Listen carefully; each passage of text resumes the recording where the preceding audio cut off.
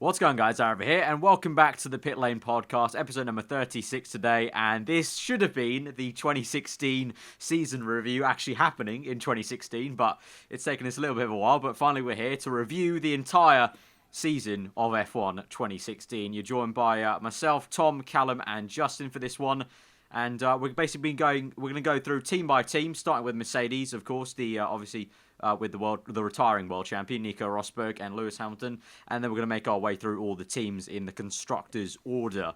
But it's been an interesting season. I think I don't know, as a whole, what are our general feelings of that season as a whole? Like long.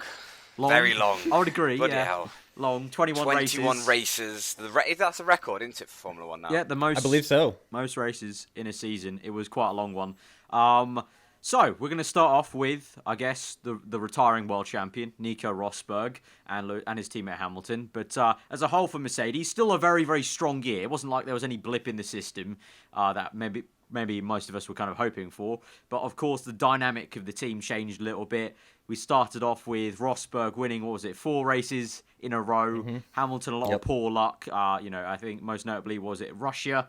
With an issue in qualifying, had an issue in qualifying before as well. Speaking of qualifying, got to that terrible qualifying that we trialled for 2 races, which I forgot about until Channel 4 did their review of it. So, Same. Yeah, that was horrible. Well, I don't even know how it worked. What was it? It was like a counter. Knockout? Yeah. The countdown timer started like a couple of minutes into this. Well, it allowed everyone to get a lap in, and then people went back out, and whilst they're on a lap, there was already being knocked out, and it was just all wrong. It was just the worst. I still don't understand it to this day. I still don't understand it. Well, the teams didn't have a clue in Australia because they were sending their cars out, and they were knocked out. So there was like, on their out lap, yeah. Yeah, we're knocked out already. And it was like, it was the most pointless thing. But luckily, China... We sort of don't know what we're doing here, so we're just gonna just go on track. We don't know what we're doing, so just go. Yeah, just try and drive as fast as you can. Yeah, there's like a minute left. I don't quite know how much time we actually have left, so just go, just go out. So yeah, that was absolute misery. I think Australia was both in both cases, but Australia because you could actually hear the fans quite close because the cameras were quite close, and it was just like, what is going on here? Like there was one car out on track. Or even at one point, there was a whole minute of no cars out on track. I think for the Q3 shootout, there was the 2 Mercedes on track. It was abysmal. Awesome. What a shootout that was. Absolutely. Nailed it, guys. I was on the edge of my seat waiting for that pole position time, which just anticlimax of the century, really. Yeah, but so starting off with Mercedes, obviously the Australian Grand Prix was the kind of start of the story of Mercedes, or at least Hamilton getting poor starts. Off the grid, he did the job in qualifying, and then just backwards. Ferrari's had a really great start, and what a start of the season we thought that was going to be for Ferrari. We'll get to that later, but Hamilton, that was the starter for him for the bad starts, and then eventually they sort of sorted it out, like a bit too late probably, but that was always something that always was there with Hamilton, the poor starts, and he never really got on top of it, and there was maybe some criticism of that for him, maybe not doing enough homework to kind of solve that, because it was a new clutch system where they had to do a lot more of the work by themselves. I'm not actually quite sure the technical details of what actually got removed. I think it was like an automatic system that they had in place of the car. Well, they went to a single clutch, didn't they? They went the bike point was not a lot more manual. Found. Yeah, it was a lot more manual to find, and obviously pairing with the pit-to-car radio being so limited this season, which we'll probably talk about a little bit later on. Which obviously it was quite big for Mercedes. Obviously Baku, Britain as well with Rosberg. So before they removed that, it was just a generally quite for the starts. It's quite a interesting season. I think Mercedes set the boat, the actual, just the entire season straight of we're going to have bad starts all season when both Ferraris went flying past into turn 1, which is absolutely amazing to see just for all the fans, really. Yeah, that's a good change. It making the starts more difficult, putting people up at the front who didn't necessarily start at the front. So I'm in favor of that change. I don't know, yeah. It worked really well. I think it just, as you said, more driver skill, and it does mean that if people do make mistakes, it's great for us to see like some more colourful cars come through the order into turn 1. So Rosberg, obviously, his championship season. We've talked about him retiring in the previous podcast, so we won't go too much into actual thoughts on him retiring. But started off the season really, really strong. Obviously, we mentioned before in many, many previous podcasts, he just took the opportunities that he was given. He was given the opportunity to win 4 races in a row pretty simply. I mean, I think it was Russia where there was such a big gap that I don't think we even saw Rosberg on the camera feeds for like the entire race. I remember that too. Yeah, so it was a very easy season for Rosberg at the very, very beginning. Then Hamilton came back into it. Obviously, we went to places like Monaco where things were thrown up with us with the rain. And then we had a period where Hamilton swung back, and it was kind of like we've had before with the Mercedes guys, like momentum swings of just 4 wins here, 4 wins here, 4 wins here. Mm-hmm. It's kind of funny how that works out, and it's kind of the normal thing for Mercedes, isn't it? It's the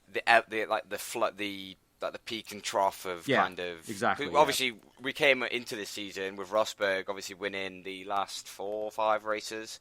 The last couple of races in 2015. Yeah. And then he carried that on. He won the first 4 races of the season. Yeah. Obviously down to... And it did kind of set the bar straight also that Mercedes got the worst start that they probably ever had all season, and they still finished 1 and 2.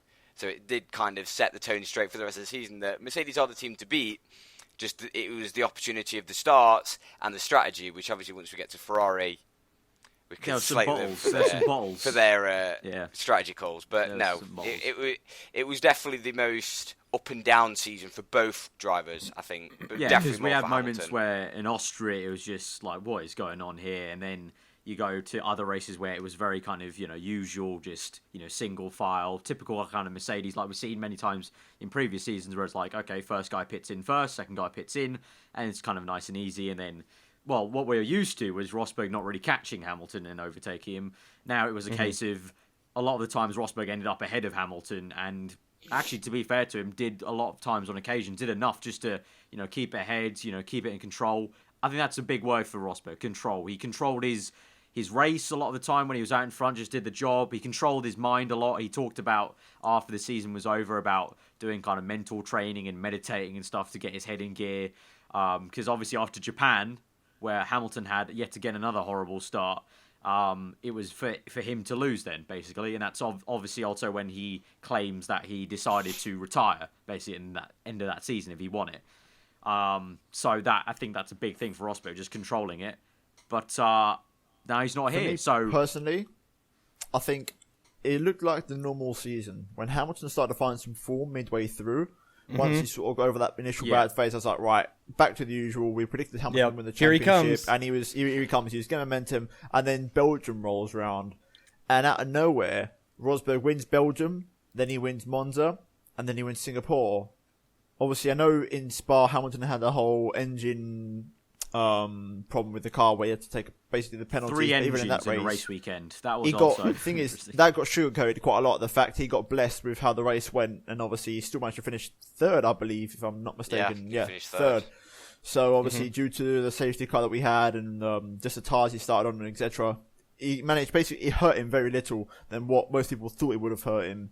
But even still, the next race in Monza and then Singapore as well, on an even playing field, Rosberg managed to pick up the win in those 2 races. And Malaysia, when Rosberg, which was the race after that, which is sort of like the one where the championship sort of just, I think that was one of the main point of the championship for me. Even when Rosberg was backwards at turn 1, he was lucky that Hamilton retired from the race, and he still came home 3rd, and then won the next race, even still in Japan, when Hamilton had to bounce back anyway. So those 4 or 5 races there, those were crucial. Just when Hamilton was hitting form, he held his own very nice, and even me, I was a bit like, whoa, okay, so he's actually, he's actually beat him quite convincingly, because I'm looking at it now, that Japan race after Malaysia, if only Hamilton had finished 2nd instead of 3rd, he would have won the championship.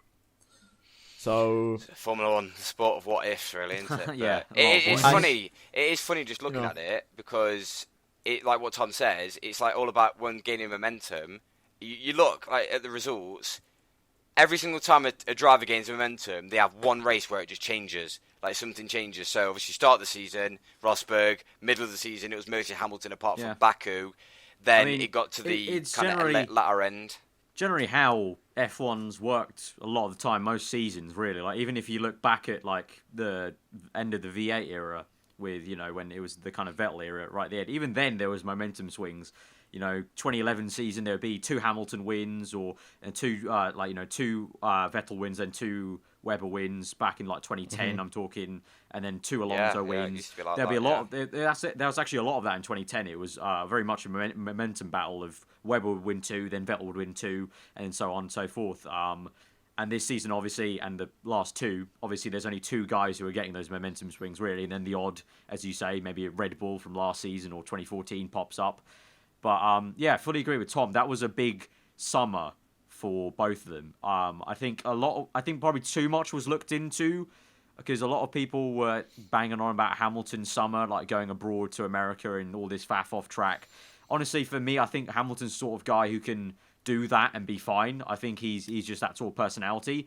But I think more importantly, it's not about what Hamilton did. I think for Rosberg, I think it's more important what he did. He said he concentrated himself, prepared himself, and as Tom said, he came back and just, took the momentum out of Hamilton when you really didn't think it was going to happen. Like, you just thought it was going to be, good old 2015, 2014 for him, Hamilton. Like, just continue on to win. You thought summer break, Hamilton's going to go away, he's going to really recharge his batteries and literally finish the job. But it didn't happen. Yeah. And then a crucial Malaysian Grand Prix. That was like a really big point because, like I said, in 2014, 2015, and even 2013 as well, it's just one of those things where Hamilton would eventually catch up and overtake you. But this year, it just sort of didn't happen. It just changed. And I do believe whether the whole behind-the-scenes situation that Mercedes and Hamilton kept teasing about the mechanics swapping sides of the garage and all the things that went, the rumour that in Baku he smashed up his room where he was staying at. Yeah, and apparently in Spain he also said to the team that he was going to quit after the crash. Exactly. And then they talked him out of it. It's like all these little things. It's just like, it wasn't the same Hamilton as always. His head was not in the right place. No. I don't think it was the same Mercedes. So, I don't think it was the same exact Mercedes. I think all that background stuff sometimes creeped into them a little bit in terms of just the general running of the team this year had changed. No, I'm not going to say for the better or for the worse because they still won the championship, so you can't really criticise what actually happened inside that team. But in terms of handling their drivers, obviously a lot more spilled out onto the media, which obviously Mercedes would never have wanted. But the fact that Mercedes had to write like an official post about the fact that Hamilton wasn't being hampered, there was no conspiracy theory about they were ruining his engines and this whole mechanic switching, and you could just tell that there was something slightly rustled in Team Mercedes, just in the camp. It was like to be a little bit rustling. It was like when Celtic rustled Man City. It's like that. Something rustled them, and they just weren't performing sometimes as smoothly as they wanted to. It was a bit of a roller. I think roller coaster is a good word for it. Roller coaster season for Mercedes. Obviously, at the end of the day, the bottom part of the roller coaster, the trough, was still good enough to beat everyone else. So really, from a business standpoint, it was still a pretty decent year. A year where they started to make some profit back in terms of actually getting some investment back on their investment they've done for many, many years. They started actually making some money back. And reported less losses for the year, and obviously that'll carry forward to the next few seasons. So all in all, still a great year for Mercedes. Best car still on the grid. Going to 2017, definitely still the favourites. So you've got to say, just still did the job. The only thing really is now is they still have that seat to fill. Knowing us with the podcast, they'll definitely announce the driver on the day we do the podcast upload. But while you're watching this podcast, when I click upload and it goes live, they would have announced the driver for sure, Moments before. It's most likely looking like it's going to be Bottas because we've got Verline who's gone to Sauber, which we'll get back to when we get to Manor and Sauber. And then we've had reports that Massa may be coming back out of retirement, although I don't know about you guys. I've not seen any kind of big official reports. Like it's mostly been like Brazilian press. People have just been like, let's get him back in because that's the only driver they've got. Motorsport.com reported that he'd signed a contract. Right, okay. So that's sort of a pretty, okay. And then pretty, Bottas was seen doing a seat fitting, right? What was that? Yeah, apparently so. Bottas was seen doing a seat fitting. Yeah, Right, supposedly okay. he was down at Mercedes doing a seat. I mean, fitting, either I way, think that's like, all but confirmed. it's just so boring. It just really is. Like, Sorry, all. I finally thought, oh, it's going to be a Mercedes free seat, so exciting, and then everyone takes a big L because everyone's got contracts and F1. No matter how much money happened F1 the teams worst spend, year. no matter how much. If this had happened next year, it would have been yeah, no. different because the Vettel situation. I think Alonso's Vettel's coming to an contract's end. done. It's Vettel, like, Alonso, Alonso's Ricardo. contract's Mad. done. Many Ricardo. contracts are done, but obviously Yeah. I find it a bit annoying that teams spend so much money and yet they can't do what football teams do in these situations and spend a lot of money on the talent, the drivers. Like, they just, like, Mercedes, I feel like they have the money. They have the money to buy out contracts like that. Do they need but like to, you though? said, Obviously, Exactly. they don't necessarily need to. Like, Because obviously they spent 3-4 years. Obviously they've got one of the best drivers on the grid already. So really, if you think about it, all they need is a second man just to come second, Yep. and they're But doing the he's job. the highest Do paid, Mercedes want to so- be like that? Like, obviously, the way they've advertised themselves that's recently it as well. is So- 2 drivers at the pinnacle Yeah. of the grid, going at it. And obviously, no one can argue now, Rosberg is a world champion. 2 world champions going at it is just something that we've all for dreamed how of when long it comes to Formula One. has everyone wanted a kind of actual proper equal equipment or nearly equal equipment battle between someone like Hamilton or Vettel? Or, like, those two have never really raced each other fully in the same sort of, like, when they've raced each other, it's pretty much been like, I'm thinking back to, comes to my mind, China back in 2011, when the Mclaren was a lot faster than the Red Bull the entire race, and Hamilton was able to make a really nice but pretty quick pass on him going into Sector 2. We've had instances where they've sort of come together in the same piece of tarmac, but it's always been one guy's got the pace over the other guy. It's not been, like, major, oh my god, what a battle. Yeah. I think in terms of Mercedes, I think they can just settle with a Bottas. Well, they can, yeah. For They can. Bottas, he's getting a higher paycheck. He's in the top team in Formula One. Could get some wins. He could get some wins. I don't think he'll win a world championship, but we're gonna have to see where he gets. From the Hamilton, outside, doesn't look like he'll rustle any feathers in terms of his personality. He seems like a really Bottas is stand-up most- guy. Very, Yeah, he's I'm- a bit boring. That's all. a bit different. I'm going to keep my options open because I didn't think Rosberg would rustle any feathers, and he went and won the championship this year. Good point. yeah, good, fair point. We all wrote him off. I'm not gonna.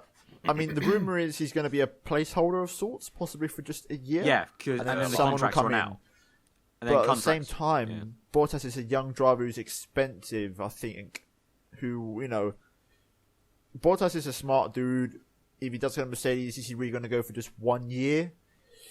I was going to say, if it is If 1 he year, is, why is he Mercedes driver? I don't know. It doesn't add up to me. So there's something there. if it is 1 year, that screws him over massively. If he's not careful, the 2017 could be his last season. Yeah, I mean, we saw yeah. what happened with Yeah, that's what I Sergio was and thinking. McLaren. Yeah. If you get the call up to a major team and you mess it up in any sort of way whatsoever, even if you don't mess it up and people just perceive that you messed it up, I mean that can be really detrimental. Yeah, Well, like the thing Perez is- didn't even mess up. Really. Right. It was just the car was terrible, and they just thought, oh, we'll try something different now because, we don't want to blame ourselves, so we'll blame one of our drivers. Assuming Massa comes back, I do think he could go back to Williams for 2018. Maybe it's like a 1 year special sporadic contract where, due to circumstances, Mercedes don't want to buy a driver yet. They want an extra year, so therefore they draft Bottas in quick for just a year, and they send him back to almost like a loan, if that makes sense. Yeah, like a loaner, yeah. In football. I don't know, and then Williams keep Massa for just 1 more year. But I don't know, speculation. But I do think Bottas could give Hamilton a run for his money quietly. It just has to click. It has to click quickly. You never know. Like as soon, like he might change completely too once he gets into in that seat. Like day one. Like Bottas has been one type of person, one type of driver for his entire career because he's been at Williams the entire time. Yeah, As soon exactly. as you put him into a Mercedes, all of that might change, and he might turn into a completely different person. Yeah, You he's never been at know. that team since 2013 now, hasn't he? So he's been there a long time, and it's very interesting because obviously it's almost like when Ricardo walked into Red Bull, it was kind of like, what's cracking? Because this is Vettel's team. It's like he's being absolutely like cared for so much by Red Bull, and obviously Mercedes now Rosberg's gone. They're just like, oh, world champion. Oh, hello, hi Lewis, and all that sort of stuff. And then Vulture's going to walk in and be like, hold up, I want to change this. And it was obviously probably one of the same when Hamilton walked in McLaren, and then obviously there was a world champion alongside him. So it's going to be interesting, but I'd like to see Bottas give him a run for his money, because otherwise we're going to have Hamilton running off into the distance if the Mercedes is good. Which is boring. But it is an aerodynamic change next year, so... But it's still the same engines as well. It's engines, and there's free reign of it. There's free range. They no longer have the token system now, so they can develop as much as they want. It's next season, so it's going to be... even though there's aerodynamic changes, because of the free token thing, it is still going to be dependent very much on the engine, unfortunately.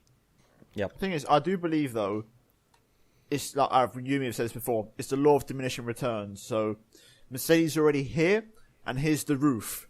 Like, there's that, whereas everyone else is sort of like they've got a lot more. Like, the likes of Mclaren, for example, have a lot to gain this year, and also Renault power teams. Yep. So Toro Rosso, Red Bull could be even stronger.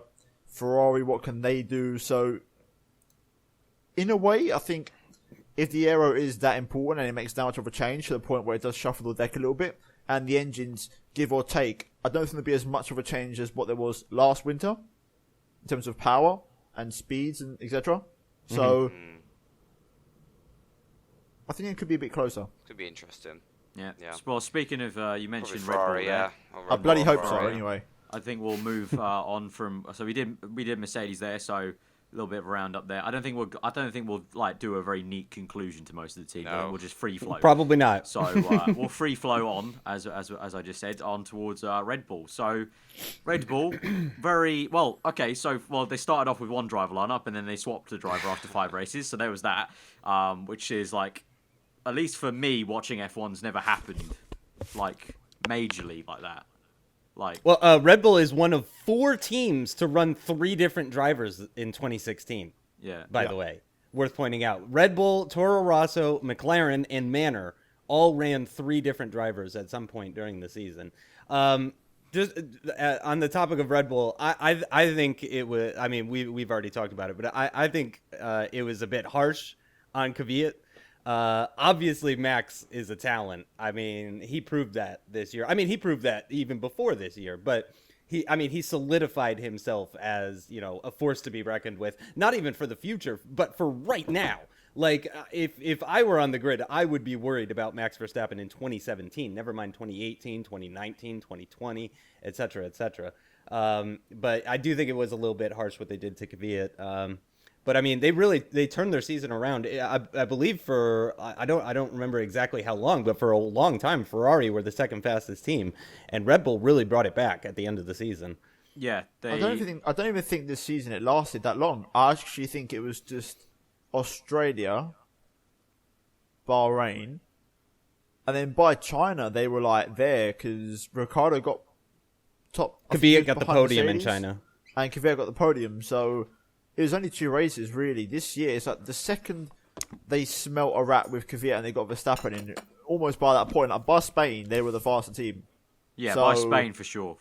It wasn't even that long this season. It was like 1 or 2, maybe 3 races. But other than that, Red Bull have been a far better team than Ferrari this season. So, yeah, for sure. I think Red Bull, it's a testament to also Renault a little bit, because I think they definitely kept on trying to bring as much as they could, slowly. They've promised that, well, it's interesting, for next year they've said they're not going to bring, don't expect a huge change for next year, but the plans they've got for the future are going to be quite big, and that they might be trying something a little bit radical with an engine. Never before seen technology, apparently. Yeah, so it's gonna be quite exciting. I think talking about Renault, people like Hulkenberg, I think he's made a solid move, because I think Renault, it's not like they're dumb. It's not like they don't have the capabilities to match Mercedes eventually. It's just that they've had to play a lot of catch-up.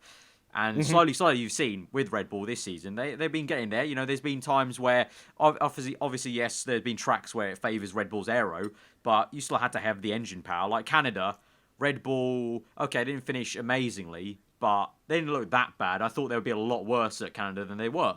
And I think that's a testament to their engine. Also, if you think back to Spa, again, obviously, they went a little bit. They always do this for Spa. Red Bull always bring a very skinny rear wing to match the kind of drag levels. But still, you would think that, even then, how much we herald the Renault engine being so bad, it really wasn't, that bad. That's the really. thing now, though. In 2014, the whole sport was dictated by engines. But now, if you think back to 2016, it really wasn't dictated that much by engines. Like, it really... Obviously, we saw with Red Bull when it got to in the last V8 period, where eventually, because obviously every single time we went to Spa in Italy, it was like, oh, Red Bull aren't going to do very well. It's not one of their best tracks. And then eventually, by 2013, they're on top of it. They're just like, right, we'll just bring a skinny rear wing.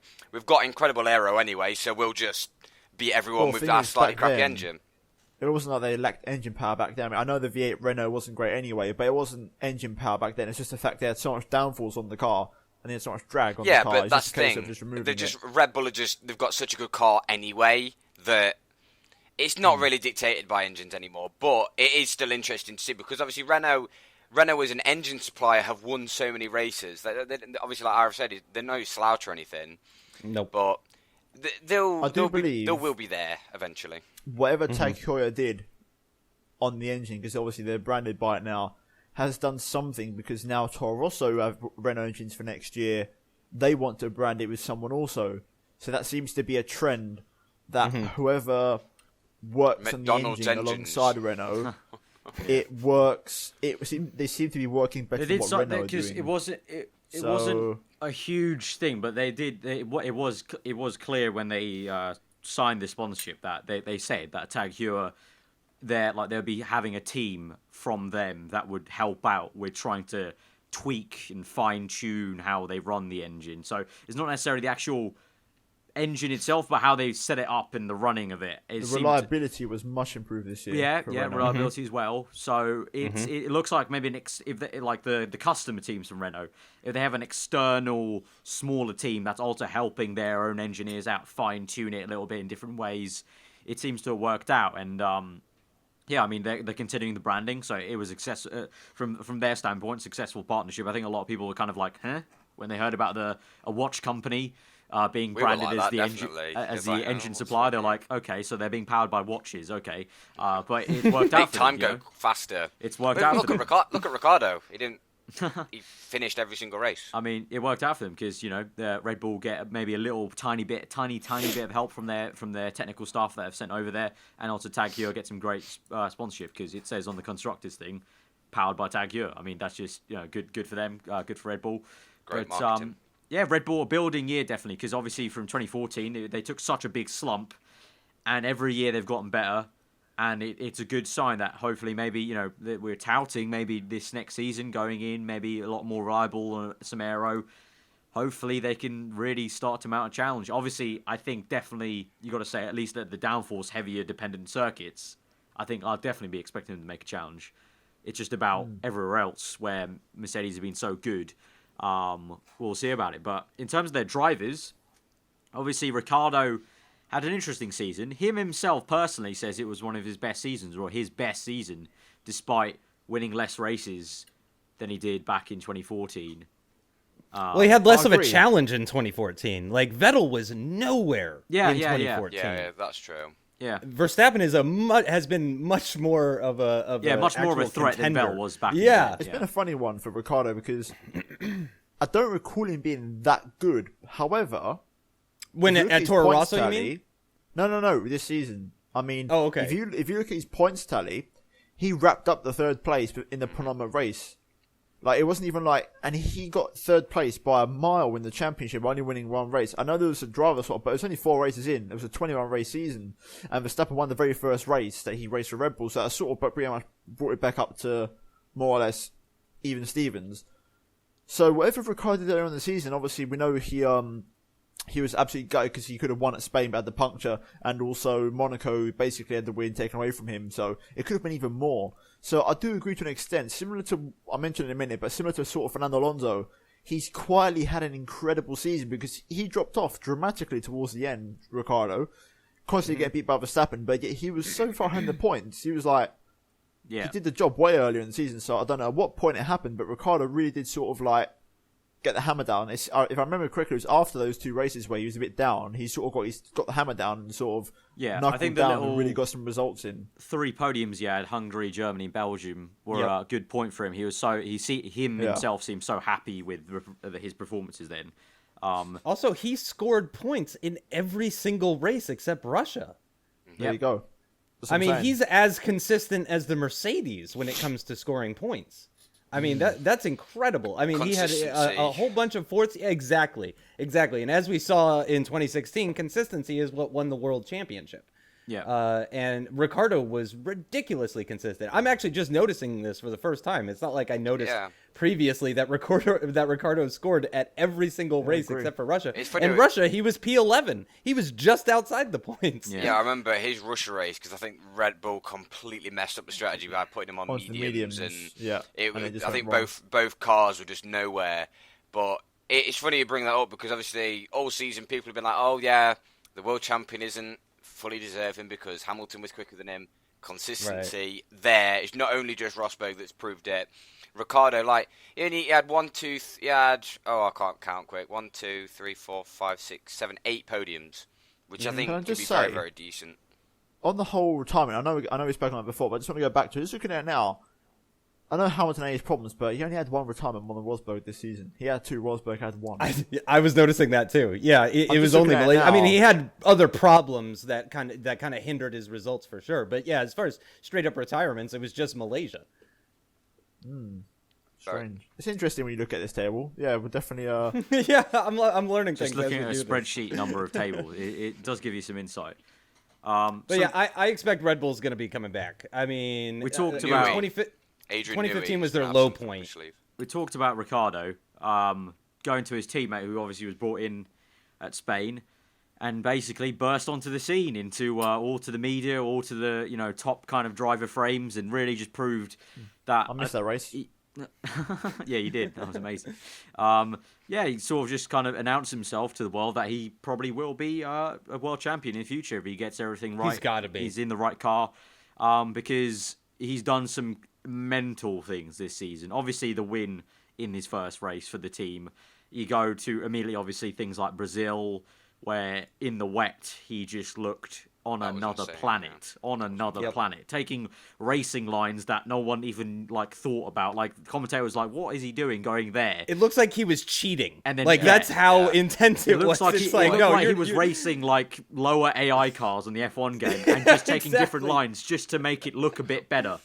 Like it was a sensational drive there, and he's had so many more great drives there. I'm just looking at the results he's got over the season. Obviously, won Spain, got 2nd place Austria, 2nd place the British Grand Prix, 3rd place Germany, 2nd place Malaysia, Japan. The amount of driver of the days he got. Oh yeah, that's all probably. That's more his fan base and probably the Dutch TV crew every single time just going, let's just vote for him, just because banter. But no, he's just I'm very, very excited to see what he'll do in the future. And I think Ricciardo and Verstappen, I think Horner's correct to say that probably if apart from Rosberg and Hamilton, which is a little bit because we always had some doubts about Rosberg, probably the next best or the best driver lineup would be Ricciardo and Verstappen. I think honestly, I'd say probably best. It's gonna be interesting next year though. Definitely. Yeah, it will next be. year's going to be interesting. It's going to be it might be a turning point in their relationship if they're battling for wins. Perhaps. Well, Ricciardo already said on motorsport.com that he thinks his relationship with Verstappen won't get any better than what it is now. In regards to just quickly saying about driver relationships, next year is going to be interesting. I do think if Raikkonen starts how he ended this season, that could be an interesting one as well, a Ferrari. And obviously we've got the stuff coming in at McLaren, so few interesting ones across the field next year if things go as we hope them to go. But I do want to say quickly on the topic of Verstappen, I remember when he won the race at Spain, and I didn't watch the race, but obviously it was incredible to see he won the race. And I was speaking to Cal after that, and I was like, still not convinced. and Cal was like, yeah, I remember. Just won the race. Yeah. But look at the spreadsheet up in the very next race, and if you remember how the weekend went. Well, he crashed.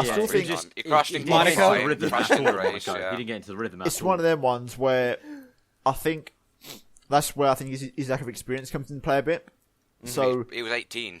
if he wants to go for the championship next season, I think the consistency is definitely going to have to be there more often, in the sense that Monaco is one of those tracks where, it's infamously the driver's driver track, and obviously if you switch off from it and have a lack of concentration, then obviously that can be deemed as... Obviously, in a drying track, you go off the racing line, you're dead in Monaco. So but he crashed in qualifying as well, remember? Yeah, he crashed twice that weekend. He crashed in FP3 as well, but got away with it. Oh, so he crashed 3 times that weekend. That's embarrassing. I think it's Massenet. He locked the inside and he slammed the wall, but the fucking suspension was 4. He was like, "No, we will not brake today. We'll brake in qualifying instead." I'm just looking now. What happened to him at Spa? For some reason, he finished 11th.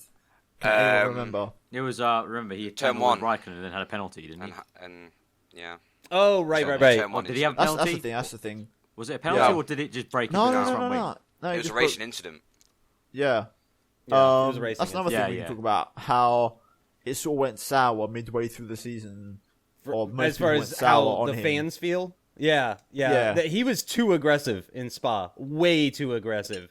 And I really didn't like how some people on Twitter were like, yeah, that's the kind of aggression we want to see. Yes, we want to see aggression. We want to see passion in the race, and we want to see daring moves. But I want to see daring moves that don't put world championship drivers' lives at risk.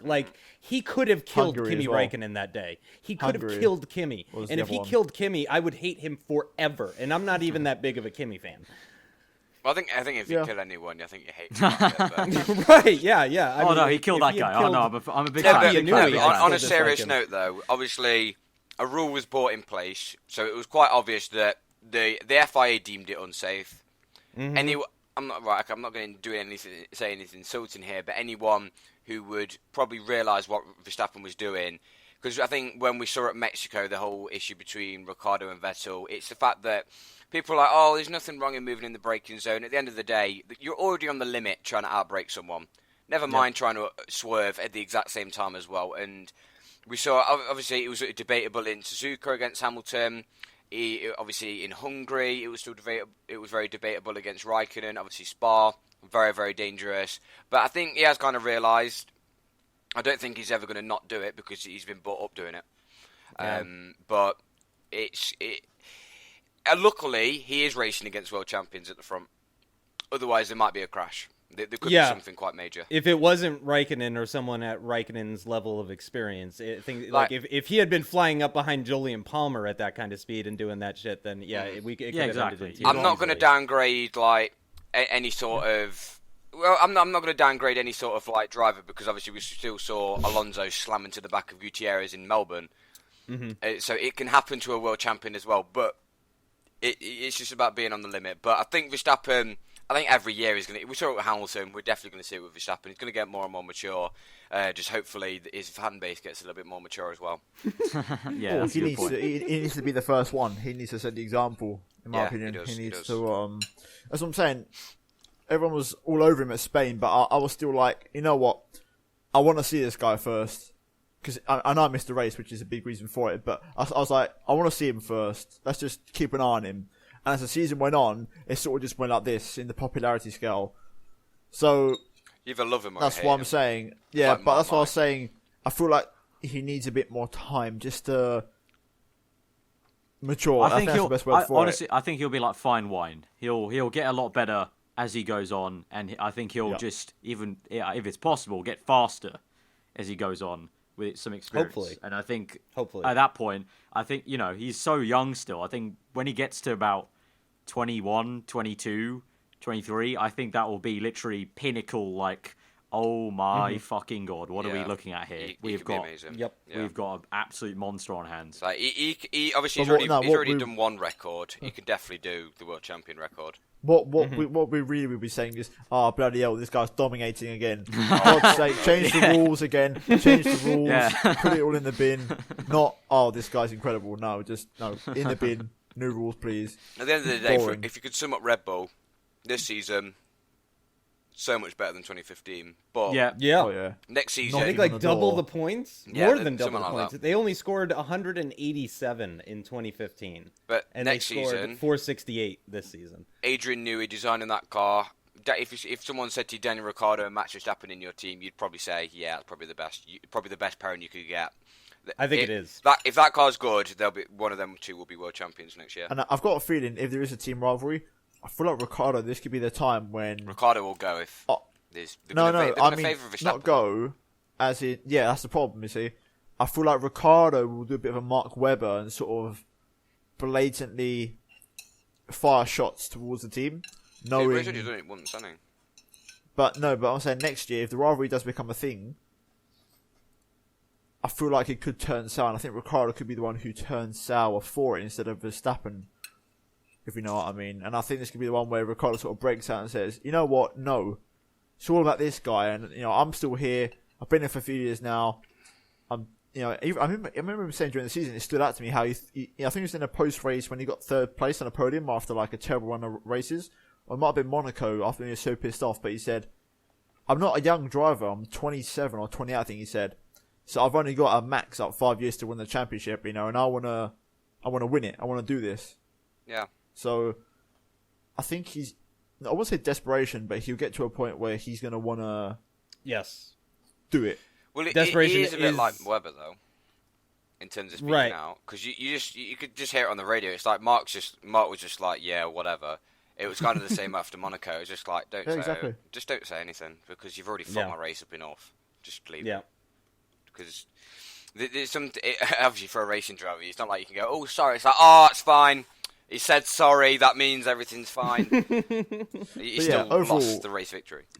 Red Bull, the sleeping giant of the end of the V8 era, the modern current decade we're in, are sort of the sleeping giants waking up again, and obviously 2 wins in a season where they comfortably beat Ferrari, a win apiece for each driver. A solid season for them to build serious momentum on looking at next year. Yep. So, moving on to the flops of the season, Ferrari, the team that need to stop being Italian, according to a lot of journalists. And they need to just get a bit more European, like German, like whatever. Something that's not Italian. Balls. That's it. Grow a set of balls. It's not really. I really do. I think it was. What was it? I think it was Will Buxton who said that exact phrase. I honestly do agree with it. They became Italian again this season, and that's never worked out for them because there's far too much passion and we can undercut them. We're Ferrari. And there's not enough thinking about it, a bit too much. Thinking about it, crunching the numbers. Or we can overcut them. We can overcut them. Yeah. We can do everything. 7 seconds up the road. In an era without refueling. Go on, Vettel, Mexico. Keep on going there in first place. Do it. It was just a silly season. It but was interesting in terms of drivers, I think, this year, because we basically saw a complete switch. We saw a great Kimi Räikkönen.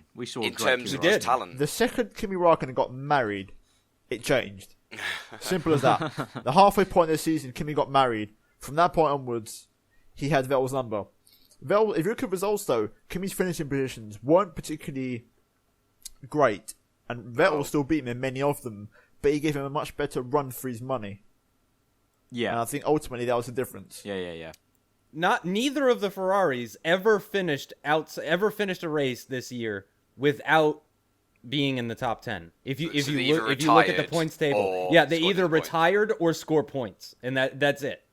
And that's about as Italian as it gets, in my opinion. And they did have a lot of retirements, and it seemed to like go back and forth. Like obviously, Kimi retired. Vettel didn't even start in Bahrain. His race ended on the formation lap. And then he retired again in Russia, or he got hit in Russia. Monaco, Kimi retired. Yeah, a lot of retirements. But at least it was even between the two of them. It went back and forth. It wasn't just one driver. They probably, because they were looking promising the first half of the season. They were. Australia and Canada, if they just done the job properly, not believed in themselves as this lardy-dardy, big balls, famous team that because I'm Ferrari I can do whatever I want. If they just done the job properly, they could have had 2 wins this season. Mm-hmm. And if the reliability had been better, they could have easily got well past Red Bull in the constructors, because Red Bull had not that many retirements. I think 1, just 1, and that was 2. Verstappen. Sorry, 1 or 2 Verstappen at USA and Monaco and US. So Ricciardo didn't even retire this year. So it goes to show the reliability in the Red Bull was there, so they were able to pick up the points when Ferrari weren't there. It's like Kimi retiring in Australia, Vettel in Bahrain, then Russia. they basically, I don't know how to put it, their feet were taken up from underneath them before the season even got underway by retiring so often so early on in the season and having so many problems. Because I think even China, you retire. Vettel and Raikkonen at China came together at the first corner, didn't they? Yep. And it's just the first 4 races, every single one they came together, and that was already 100 points down the drain in terms of the championship. The thing is, you can't retire frequently and expect to be up there. No, you can have the best car on the grid, but 2012 McLaren. Exactly. And you could almost like until obviously Red Bull got on top of their reliability issues in 2010 as well. Like if they carried on with their reliability issues, obviously I think Vettel had like some sort of engine issue. I think in Bahrain, first round of the season, second race of the season, brake failure. You carry on that, you're just throwing it away before you've even started. Really, there's just no point you really turning up. But in terms of, I think... Ferrari this season, it's just a story of what could have been. What could have, actually, they are so full of ifs and buts and this, that and the other. And obviously... It's all wrong. Drivers, with the new tyre strategy and everything. Car, all of it. The thing is with Ferrari, obviously, they try to do things a little bit differently. And sometimes it works. Never I like that. But sometimes it doesn't work, which is I appreciate it for them. I mean, they tried it in Mexico. It almost worked. Due to circumstances, it worked in Abu Dhabi almost. So I don't know. I like it. I don't care if it goes wrong because personally, I like it because it's different. It's just not the same old, same old. It's not like everyone following each other in a procession. At least they try to do something different, but they just don't have the car underneath them. And I think everything was wrong this season. And I just think the reliability wasn't there. The car wasn't as good as they thought it was. They were terrible strategically at running the numbers. It was just not good. The drivers were inconsistent. Raikkonen couldn't be asked the first half of the season, but the second he could, and then Vettel was like more on it in the first half, and then the second he sort of dropped away. Yep. Everybody fouled in every component of that team that season at some point, and that's where they lost it as well. James Allison. And then they lost James Allison. So are they really going to be in a good position for next year? I have to imagine. I think next season they're going to be struggling even more. Calm down a little bit more and just focus on the driving and just do his race and let anything happen after the race. And Ferrari, I think they just need to stop shouting about what they're doing behind closed doors. Right. So much media. I think especially at the beginning of the season, pre-season, I think they should go the most low-key any team goes at pre-season. Yep. Don't hype up the engine like they did for this season. Don't talk about the aero. Don't talk about anything. Just quietly go about their business. That's what they used to do back in the early 2000s when Schumacher was exactly, winning. And that's what journalists have been saying. Ross Brawn was hinting at in the festival of Goodwood Festival this year when he got interviewed by Sky. He was saying, what do Ferrari need to do to get back to the top? And he was saying they need to go back to the sort of quiet approach they used to have, where they didn't used to just set all these out there objectives in the public eye for people to criticise if they didn't reach them. Just keep it all to yourself. You know what's quite weird? It's just like how they released their car this season, well last season. They were like, right, let's live stream it onto our website. We're going to have all of our drivers and lots of interviews about the personnel. We're going to have lots of nice shots of our car, and then like Mercedes just turn up and like, oh yeah, this is our new car. Get it out on the track, just because. Like, and obviously when they did their, I think it was pre-season, the little test that they did at Silverstone. When they did like all the promo shots just to get the first couple of laps in for the car, they literally just turned up and then loads of media were like, wait, what? Mercedes are at Silverstone, and then they went. But obviously we didn't know about this. Mercedes didn't announce this or anything. And I think Ferrari have got too much of a flamboyant kind of, wow, look at us. You can't do that if you're not the best car on the grid. Personally, you can't do that at all. I'll put my hand up and say I'm biased. I love a good presentation of a car reveal. I'm a sucker. I love the ones they used to do back in the day where they used to like have a massive event, take the cover off the car slowly. It was good. I miss those. Instead of just an online leak like what the Mclaren was at like 12:30 at midnight when the pictures came out, what everyone thought was the MP430, but it turns out it was the MP431. Do you know what I mean? I don't know. I like a bit of well, here it is sort of thing instead of just meh. A bit of theatrics. Well, it depends behind it. I mean, it is F1. You know, it's the pinnacle of motorsport. So I say put on a little bit of a show. I'm not saying I don't like them. I like it. Like when I remember, like some of the McLaren ones, it's like, oh, little just peel back. Oh, this is any front wing. Oh, look at this. But at the end of the day, in terms of the team's perspective, they just really don't need to do anything like that. It's two different things. They're still going to get enough publicity anyway. to be like, hey, here's our new car. This is the new Ferrari car. It's it's important because it's Ferrari. That's one thing. But to say like we're the best. This is we're gonna win it this year. That's a whole other thing that they probably shouldn't be touching on. It's like when you look at road cars. Like if you took that Ferrari badge off the Ferrari F1 team, then you would just say, no, just get on with the job. Just stop faffing around. Just like silently work. But because you have the Ferrari badge on, there's that expectation, and I think obviously that's why. Fans of Ferrari like Ferrari because that's Ferrari. That's the Ferrari thing to do. Yep. It's but Italy. I think they need to start separating that and be like, okay, you're the PR team. You do all that faff and don't set too many high standards, and we'll get quietly on with the job. I think at the moment the same people are doing both. I do like Maurizio though. I do like Arriva Bene. I do a lot. I already forget the name of the guy that was before him that Ted Kravitz used to love to troll. Mattiacci. Mattiacci. I did like oh god, who was the guy in 2012? I'm forgetting his name now. Domenicali. Yeah, Stefano. I really liked Stefano because he was that quiet type of, like let's get the job done, really clever guy and stuff like that. I really liked his stuff, but at the same time I feel like Arriva Bene like is the personification of the Tifosi. You know what I mean? Like if you took the Tifosi and like just put everything into one person, like that is Maurizio. And I like that passion. I like the testosterone, the like, like all that stuff.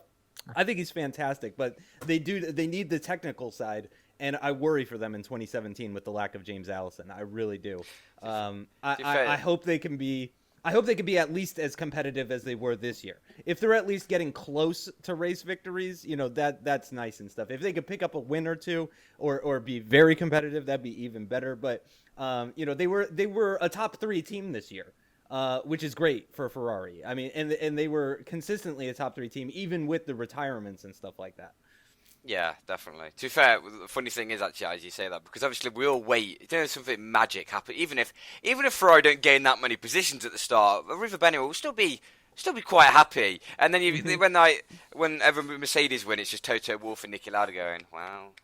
Like they're just sat. Why are they always sat there? They're always just sat at their little table going, wow, look at how good we are. Yeah, and Maurizio's like with the pit, like he's with the pit crew and stuff, in the garage, just like with his boys and stuff. Yeah, you don't see that from the Mercedes side as much. But I that's probably because of, Germany versus Italy just as countries in general. Germany's just like, you celebrate whilst we go win everything. But I'm hoping for something more 2012-ish from 2017, if that's at all possible. I'm sure we won't be that lucky, but that would be really nice if Ferrari could pick up some wins, be a little bit more competitive. I'm not so sure it's going to be that way. I'm hopeful, but I'm not confident. Yeah, I don't think anyone is. Me. To be fair, hopeful I'll believe it when I see it. And confident is a team that probably I think we might move on to next. Is Force India. Yeah, because I love Force India to bits. I really there's something about that team that I really like, but I'm not overly confident for them next season, and I don't know why. Can they do better than 4th? I don't think so, and I'm a huge Force India fan.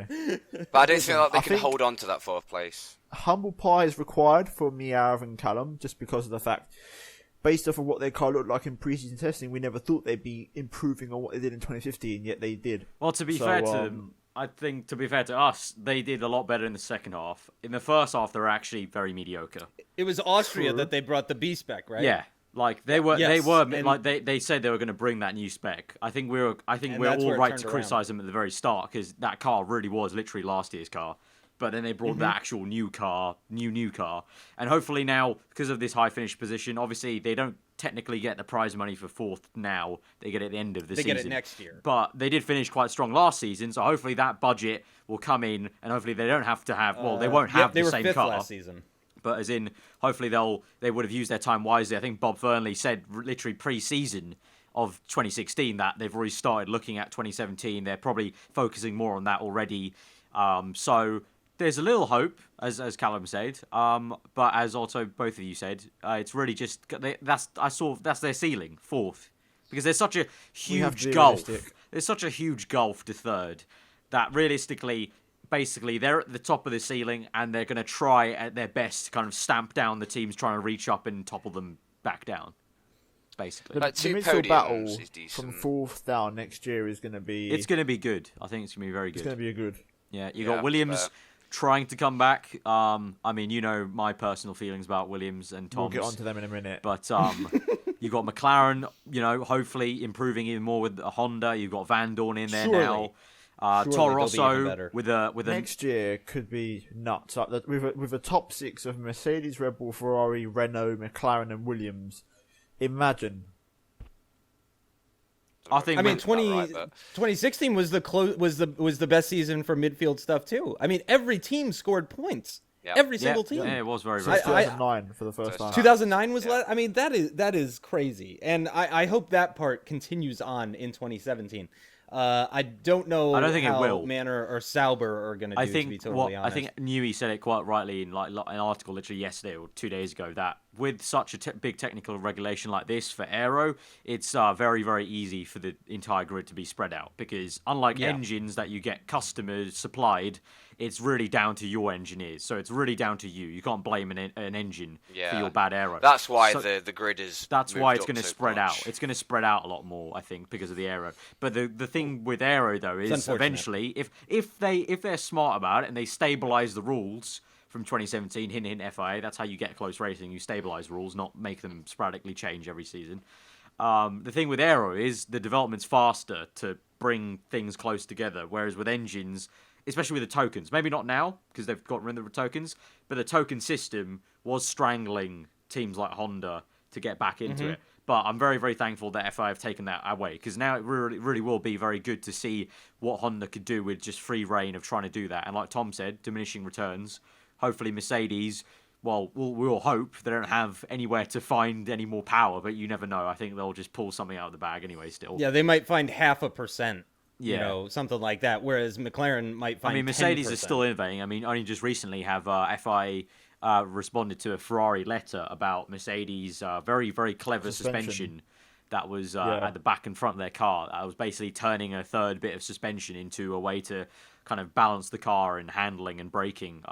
And it sounded very, I don't know very clever. how much of a major change it is, but that's a very late change, if so. Well, they're saying they're going to be. We are right now. A few reports are saying they're definitely probably going to still be debating and arguing about it into the season. To probably. It will do, yeah. but Feels as of like the right old Red now, Bull Mercedes have had- era.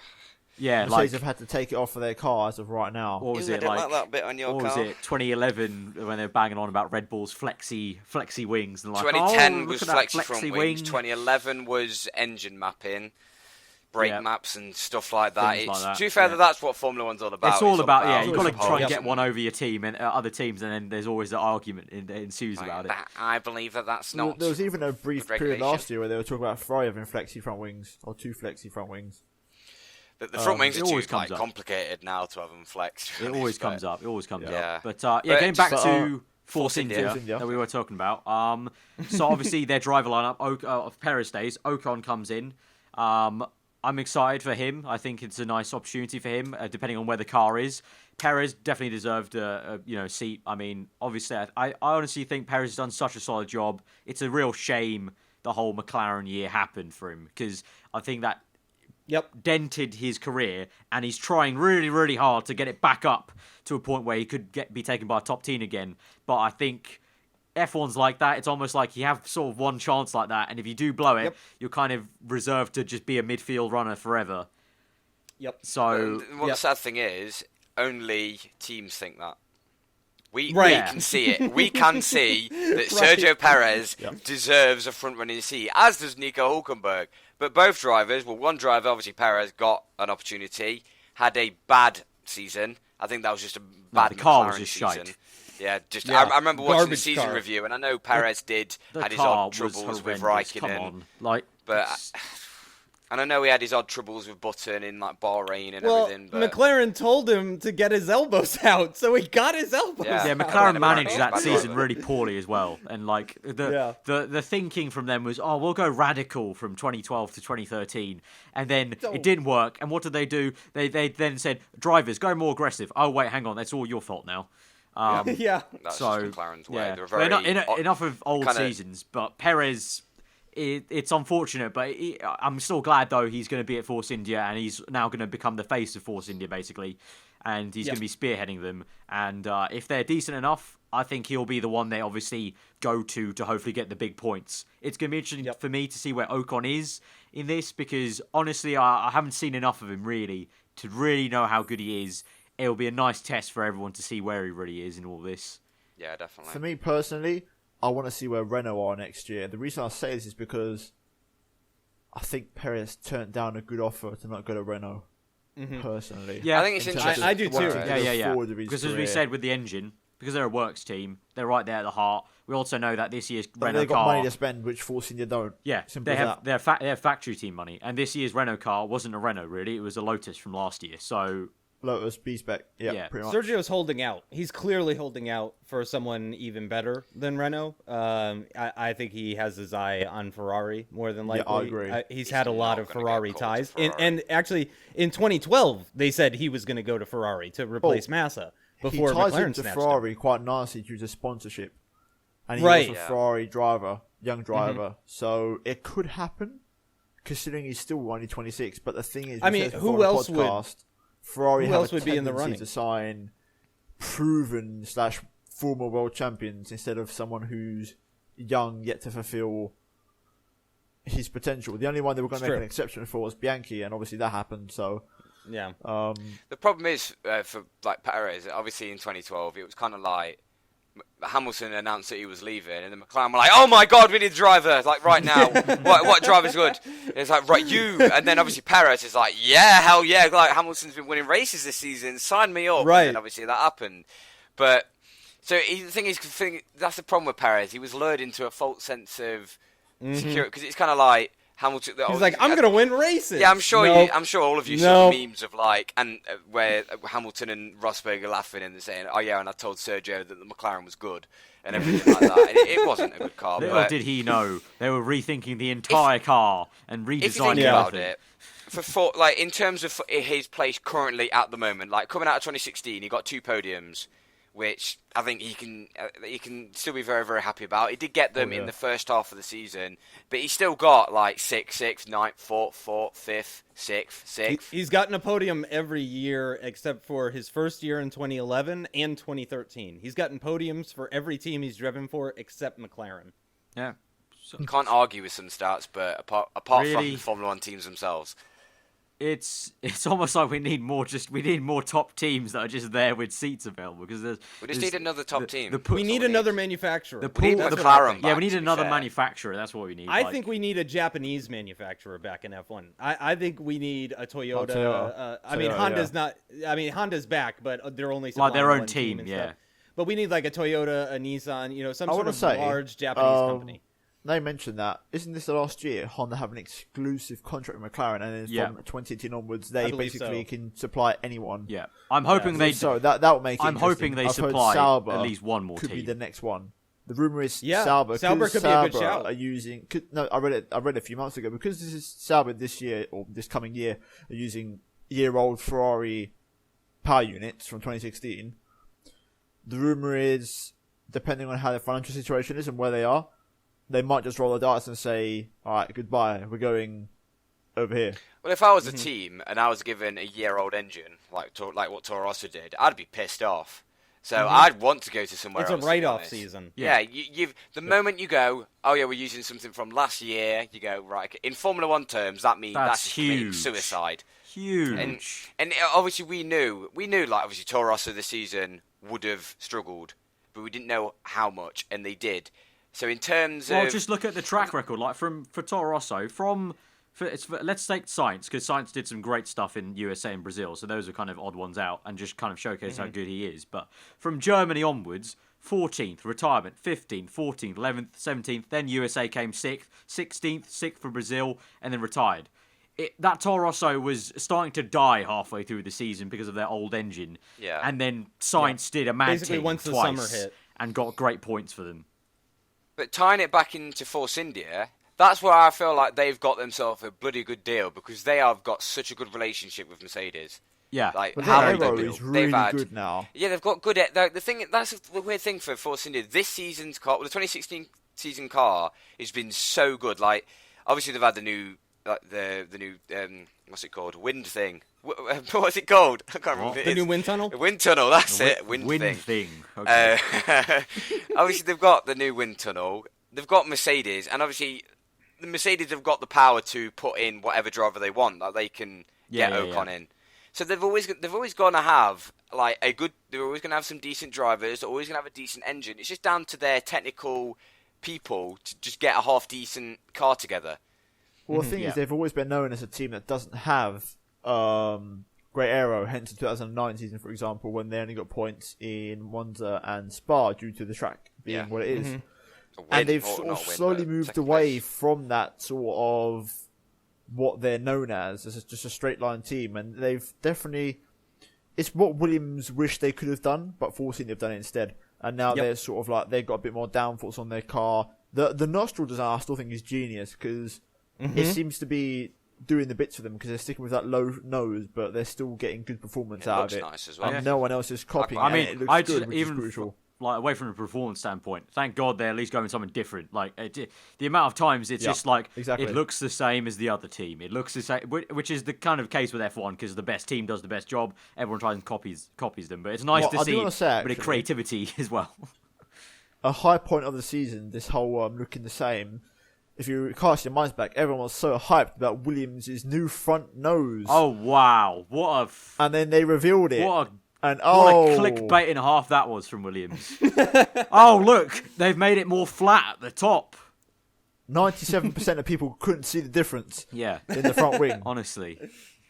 That was stupid, but overall for Force India, their best season ever. Still podiumless. I just want to point that out. Yeah. It's an incredible stat. Keeps going on, I'm sorry. At this point, I just can't see how people rate him over Perez for this season. Well, I think 2014 Hülkenberg was better than Perez. What I always said, because obviously I've been a Perez fan for nearly 5 years now. I've been a huge Perez fan, and I used to say for the longest time that Hülkenberg has the consistency. But that's not what I like in a driver. I like Perez's, like get a podium and then not finish the next race. Like, that's more exciting to me than somebody roller coaster you have. Exactly, and that's way more fun to me than somebody that just finishes 7th every time they go out racing. So that's why I always like Perez, and I always used to say that just Perez needs consistency. And I think in 2016 he proved he's found the consistency. He is old enough, mature enough. He's got the consistency now. He's a better driver at this point than Hülkenberg is. I mean, unless Hülkenberg can, find something within him to bring it back. I mean, I think they're very, very close. They're very, very close. I think it's very much like a Rosberg Hamilton thing. Maybe one is favored to win, but if they just have a little bit of bad luck, then the other one can win.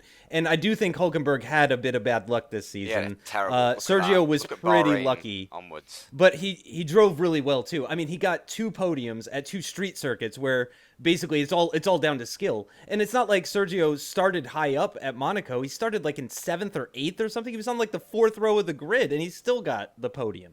So it shows Sergio's skill, I think. But like you guys said, I mean, I would be very surprised when the Rosberg thing happened. People were telling me, oh, Sergio might go to Mercedes. I was like, I don't see that happening at all. I don't see that happening. Even though he outperformed Bottas. I mean, Sergio did way better in 2016 than Valtteri did, but I still thought that Valtteri and even Wehrlein were a better shout for the Mercedes seat than Sergio was. Yeah, but you said it as a surprise, but let's be real here. Force India was the better car than Williams. It was. Yeah. So it was. They outperformed him. I think that's the thing. Williams weren't good this year, and I still can't believe how they managed to get a podium, which still it makes me go, it's Canada. What do you expect? Low drag, just Williams. We could probably move on to Williams now. They are the next we are team. talking about Williams, so I guess nicely moving on to Williams. Can they finally drop the whole "we'll go low drag and slippery car" act? Can we? I don't think they choose it. I don't think they actually choose it. Do you think they just don't know how to design? I just don't think they can make aero. Because how, like, okay, It is true for like the longest I can 2012 remember. was the only year that they could make half decent aero, and then they forgot about it altogether. Like, and I couldn't get over that. Yeah, since the V6 era, their philosophy has been the low drag, slippery car. Mm-hmm. Which worked in 2014. It worked in 2014, but eventually people got enough downforce to out corner them. Yep. Yeah, it's like what I mentioned earlier. It's the Red Bull effect. It's basically eventually teams work out that you don't always need straight line speed. It's like, okay, maybe at Monza. Well, yeah, no. Like, there's there's that like really old saying from that Ferrari. I can't remember. Is it Enzo Ferrari or one of the like founders or like of the company said like aeros for people who can't make good engines. But in this day and age of racing, it's really just not true. Like like aero is king still. Like even in this engine era, Mercedes still need to make better aero than Red Bull to make sure they're on top of them. I mean, Force India proved it. That you can't like especially because Force India exists. Williams cannot just bank all of their money on a low downforce car. Yeah. They're not going to beat Force India that way. And it showed with just Force India internally. B spec car, get the new car, good, better aero. Straight away, it was quite a dramatic change that they started doing a lot better. It was. Well, like what Justin said, Perez got 2 podiums at a street circuit where aero is pretty much key. Like the most, like the king of all. And then whenever Williams turn up, if it sprinkles at Monaco, they're shitting themselves. They don't actually. They're out in Q1. So, and I think they were actually out in Q1 in one year. Let's check the checklist of how fucked we are. Okay, rain, yes. Street circuit, yes. Damn it. Well, washed Brazilian. What more can go wrong? But no, honestly, I think for Williams, they need to seriously sort out their aero department. And also, it's not working anymore. This is not relating to their car. This is just a kind of. Is Paddy Lowe still going to Williams? Is that still a thing? There was reports of that. I'm not too sure it's actually going through. From a nitpicking standpoint, can they please just not be white next season, please? I'm just bored of it because it just goes together. It magically goes together. Really bad car, slippery straight line, white. Well, like, I know, obviously, we can't. That's like moaning at Ferrari and saying that they're red, but okay, you've got a white car. You can at least change the livery a little bit. Like I know you're magically sponsored by one specific team, but one specific sponsor, but please change it a little bit. Just at least put Martini at a different angle, like what Red Bull did. They just went, Red Bull here, Red Bull here. Like, get one of those guys on Twitter that do all the liveries and stuff. Like, please, just pay someone from Twitter $1,000 to just come up with a new Martini livery for you, please. It's just, I look at that white car, I'm like, it just gets, it triggers me. Honestly, I don't know what it is. I think it's just reflex from the lack of colour and creativity. It's just, just bugs me that they just don't do anything. I hated the Haas livery, but we can get on to that later. We'll see about how they change that later on into this next season. Hopefully they do. So Williams, is there any much more to say? I mean, Stroll. Apart from the driver lineup, Stroll has some proving to do because there are plenty of people that are already bagging on the whole. A lot of naysayers. Yeah, a lot of naysayers about the pay driver thing, and also a lot of people who are saying, "No, he's going to be amazing." So he's a lot to prove to either side.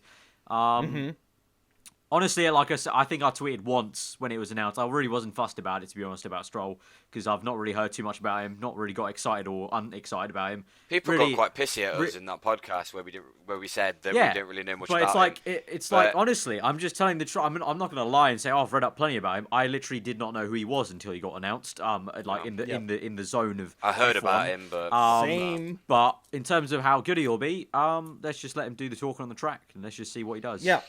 I'm not going to have any judgments ahead of time. Let's just see what he does. Let's just see what he does. Yeah. I mean, I know he paid a lot of money, but I also know he's a very good driver. So we'll see what happens. Yeah. He could either be the next Gutierrez or he could be the next Verstappen.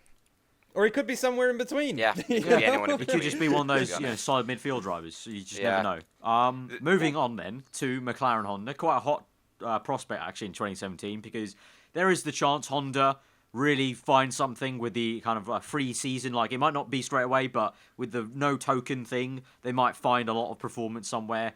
Aero, obviously, is going to come more into play, and McLaren have somewhat been okay at that. I mean, since they brought in, who is it, Peter I can't remember his surname, but the guy from Red Bull. Pedromo. There we go. Pedromo. Yeah, they stole him from Red Something Bull, like that. and it's straight away that season you saw they literally copied last year's Red Bull front wing. Then, so they've got some aero prowess now with them, with Red Bull, with some ex-Red Bull staff, And hopefully some engine prowess will come too. Yeah. And now they've got Van Dorn, a hot prospect. We don't know how he's going to perform. It's going to be, for him personally, it's great that he's alongside Alonso. I think he'll learn a lot from him. It's one of the best drivers to have alongside in a way. In another way also, you think back to what happened with Alonso and Hamilton, but I think Van Dorn's a lot more mature for his age than Hamilton was back then. Oh, yeah. And I think... I agree. Things in McLaren that are unknown. I mean, not just that.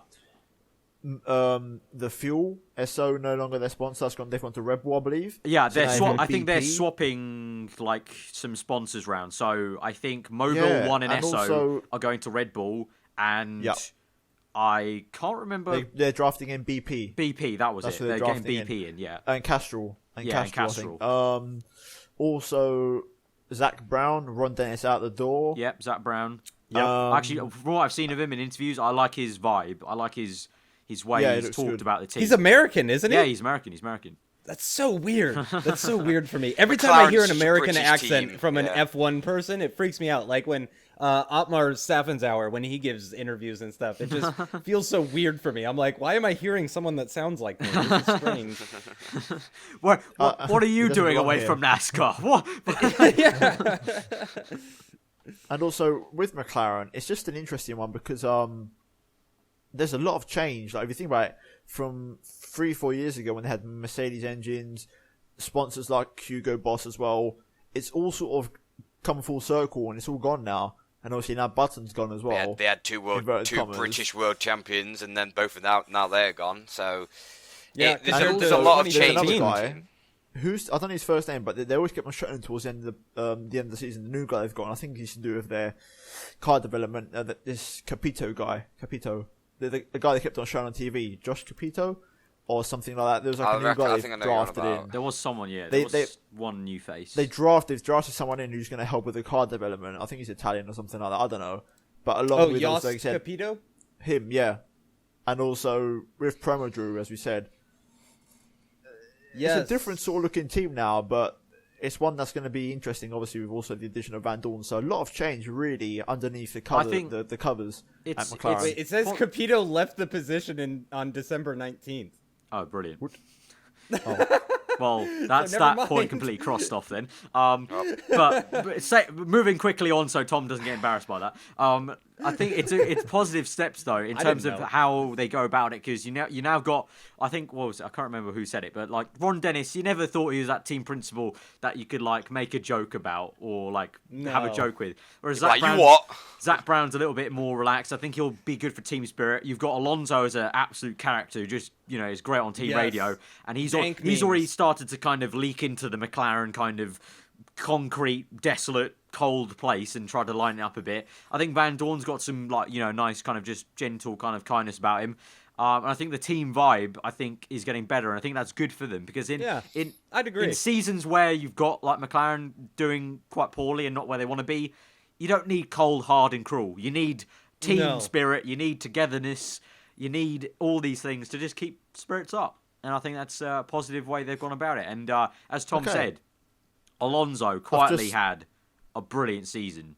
He said his best season ever. I'd even go that far. Yeah. He was incredible.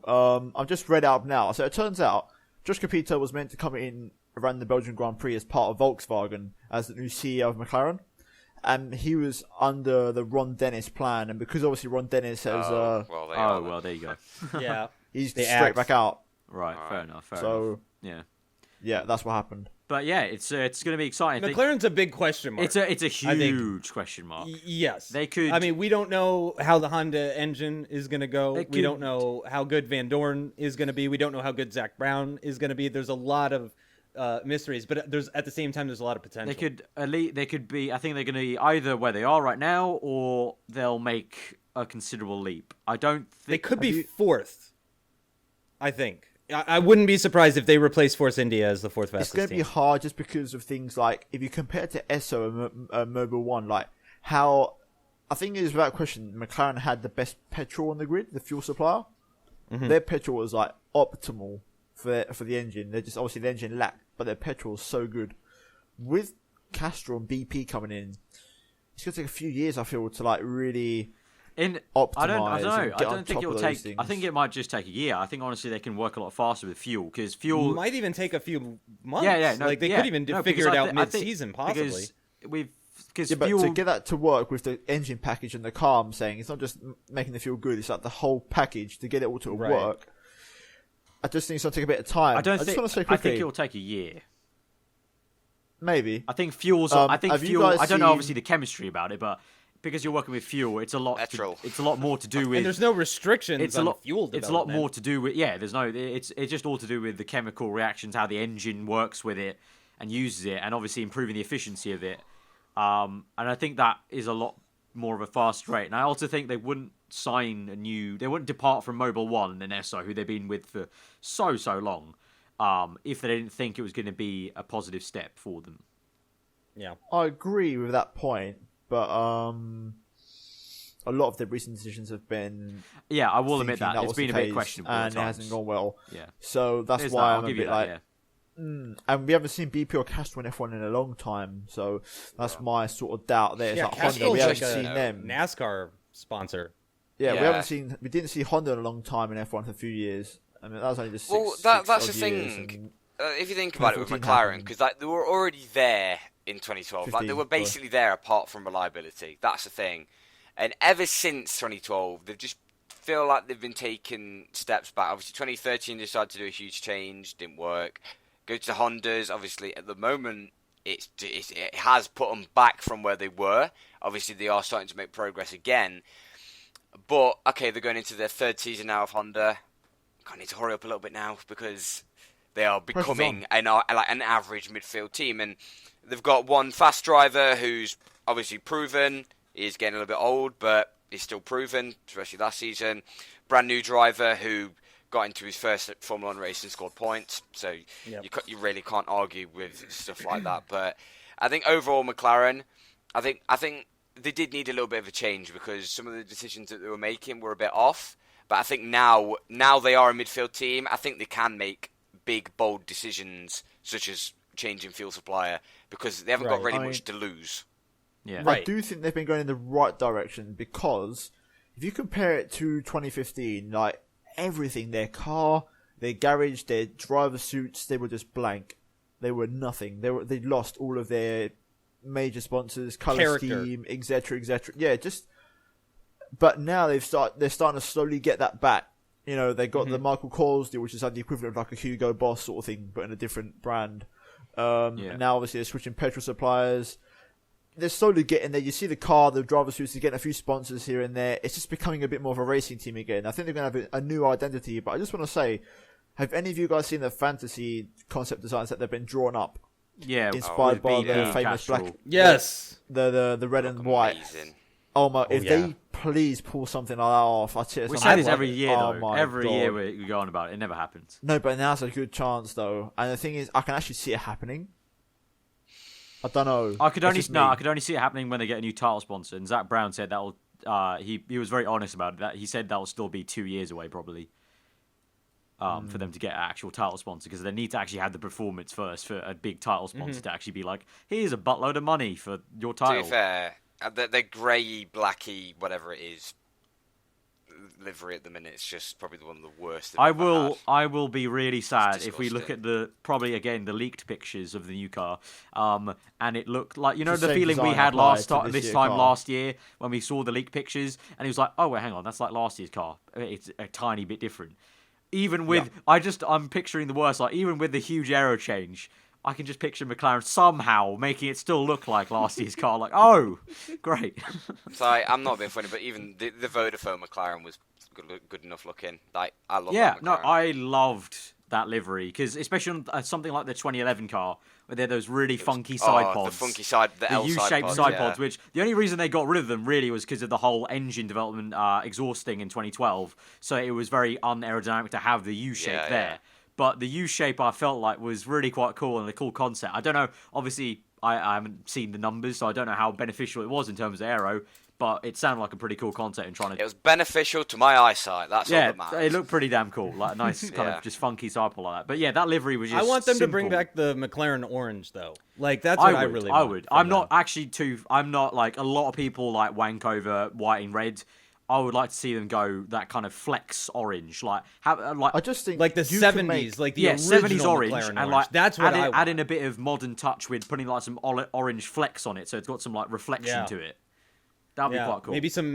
Maybe some silver detailing just to like keep the silver. And then you can make the sponsors black. The thing is, if you've got good car livery designers, you can make anything work. I'm a sucker for the Force India livery. How they make silver and black look so good in this year's car and last year's car. Yeah, to be fair, if you've got a good livery designer, you could make anything look good. Even if I do miss the silver in a way, I don't know how they stick it on, but I wouldn't mind a bit of silver on the car again. Or maybe just completely flip and invert it, so maybe go white with the red highlights. Do something cool with it. Have a bit of fun with it. Don't just black. Then just go, oh no, we need livery. Just get black. the paintbrushes. Yep. Black, and then the only colour is the number. The worst thing is, the only bit of red they've got, you can't see it because of the way the side pod is just like flat. So when you see the car, you can't appreciate it. Like, from the top, it looks really cool because it's got the little red stripe over the engine cover and like the two sort of streaks from on top of the side pod. But when you're watching the car go past at speed sideways, you can't see it because it's like flat. It's just all black. It's just black. So it's like, oh. But, the more I look at it, the more I prefer the 2015 early season silver livery compared to the one. I did. Yeah. But yeah, a big question mark over McLaren. Really big question mark going into next season. I guess we'll just. I think we're all hopeful for them. They've got as much room for potential as for failure, in my opinion. It could go. Yeah. They do. So it's going to be a big one to really question. So it's probably best to move on to Toro Rosso next, being as obviously we've basically wrapped up McLaren saying that we don't have a clue, really. It's all up in the air. But in terms of Toro Rosso, we've already spoke about them, really, in their year-old Ferrari engine. We knew going into this year that it was going to be a struggle, but not as much of a struggle as it actually turned out, especially when one of your top drivers gets kicked out for a driver who is in post-depression from being kicked from one of the best teams in Formula One, which is understandable, and obviously I think we can... I think I'll still stand by the fact that Kvyat's demotion was still quite harsh, but I think just for Red Bull overall, they needed to get Verstappen. I don't think Red Bull are losing much sleep over it. Let's say it that. No, I don't think Horner's going to be like, oh, how could we ever have done that? We've hurt poor Daniel. Oh, he was watching Game of Thrones, and then he got the phone call. God, we ruined his Game of Thrones night. God damn it. Yeah. Never mind the season. Yeah, ruined Game of Thrones for him. I think Sainz proved himself this year. Who else is going to replace Daniel Ricciardo when he inevitably leaves Red Bull? Because it's only a matter of time. He's not going to stay at Red Bull. I don't think Sainz is going to be around for much more than this year. I think he'll jump ship and try and get something in a factory team order because I think he's had enough. Well, I've said it all year. I think you've heard me say this all season, but I'm actually scared for Sainz because it's like what Justin just said there. The big question mark is over Ricciardo because Verstappen's not going to go anywhere anytime soon because he's just won his first race. Next season could be amazing, and he's tied into a pretty long contract, so it's all down to Ricciardo. But if Red Bull does become brilliant and Ricciardo gets one step ahead of Verstappen, he probably won't want to move from Red Bull for a while. Right. Yeah. So this is the thing why I've been quite scared for Sainz because he's got nowhere else to really go. Yeah. And it's a shame. We've seen that with Red Bull drivers in the past. Where do you go from Red Bull? I mean, Vettel's the only one that's really done anything with it. Like Red Bull for having that driver program, but I also hate it because they don't have enough seats to actually have. They have too many drivers for seats. Ruthless. Because it is ruthless. And also just they were so harsh on Kvyat, and yet now I feel personally, for me at least, they've been very soft with letting him stay. Yes. Because. Yes. Like, you have demotion. Oh, you can stay on to this team, though. Forget about the GP2 champion that we just have here. And you can just stay. Because he had... Let's see his finishes in Toro Rosso. Okay, he got 10th, then retired 3 times, got 12th, 10th, and then no points until a 9th place in It was in Singapore, where he said he enjoyed his racing for the first time in a while. But then he went on for 14th, 13th, 11th, 18th, 13th in 2 races where Sainz got 6th and 6th. he's emotionally destroyed, understandably. Understandably. I mean, I think he was, even before the demotion, I think he was emotionally destroyed because he knew that this was going to be his last season in Red Bull, regardless of how things I think went. Verstappen would have made that climb up Unless anyway. he won the championship or something crazy like that. And you could see the desperation in Russia already. Despite getting a podium in China, which I think though wasn't Ricardo kind of screwed? Ricardo out had a of that? puncher, didn't he?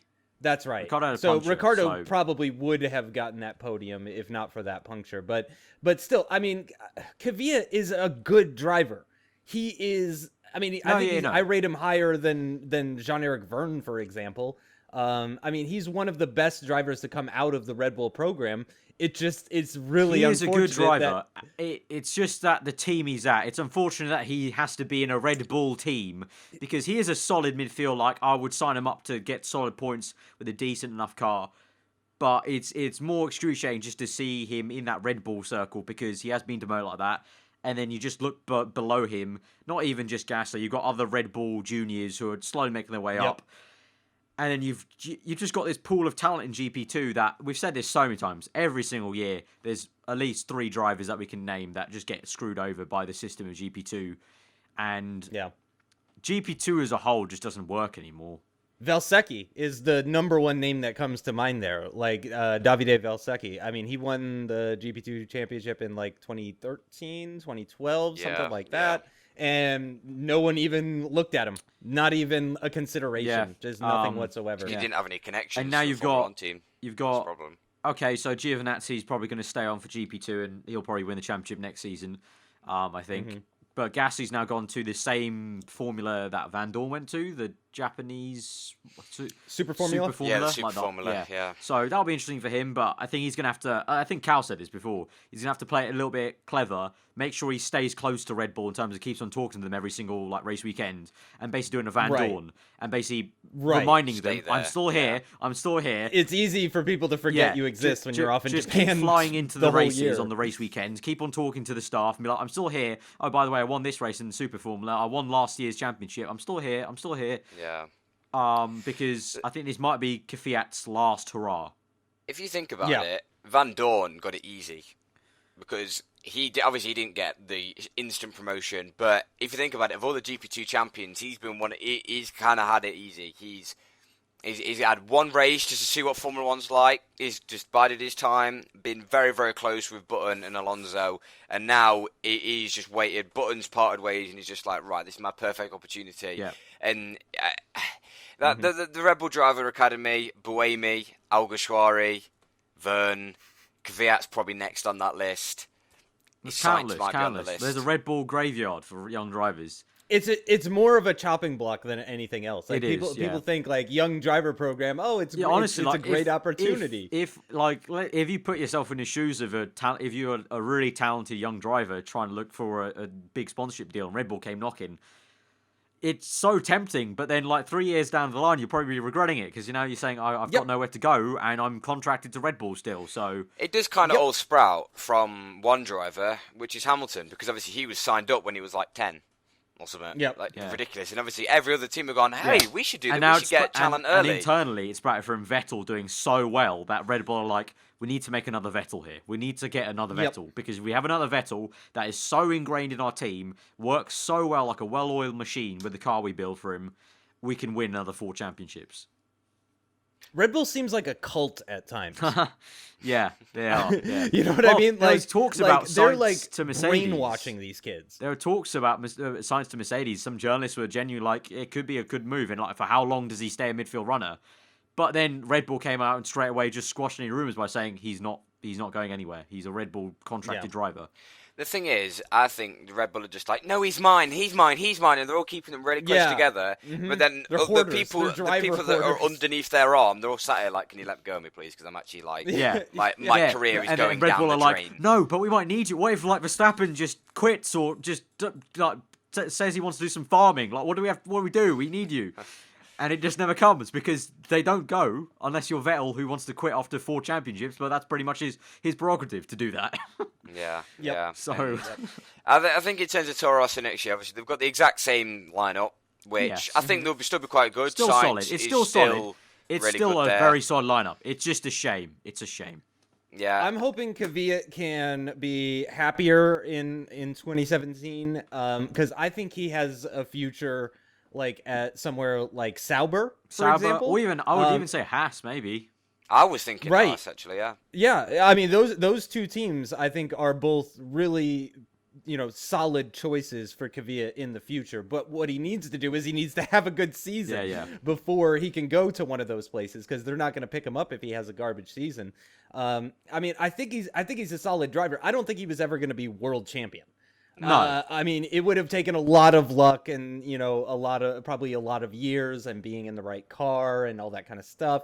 I mean, he has the ability, but it would have required a lot of luck. But I think he's a solid driver. I mean, I think he's like a Weber or a Massa type. He might not have ever won the championship, but I think he could have been a race winner for sure. And he brings money from Russia. Obviously, Russia is an important market. As much tension is going on between the U.S. and Russia right now.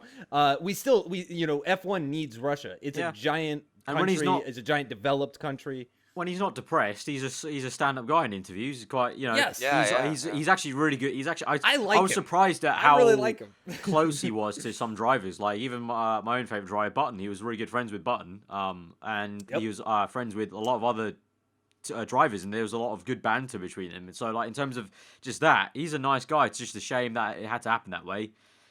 Yes. As you said, he is very solid. Like if he goes to someone like Haas, Sauber, very, very solid. Very, very solid. And speaking of... I think he could help that kind of team. Yeah, definitely, because he has some experience now under his belt.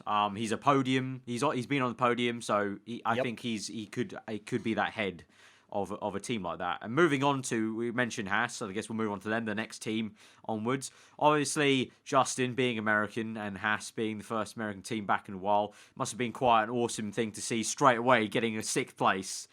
Absolutely fantastic start for them. And then 5th again with Grosjean. And we thought, okay, look at this. This American team coming in, using a lot of super soft tyres, going very, very aggressive on strategy.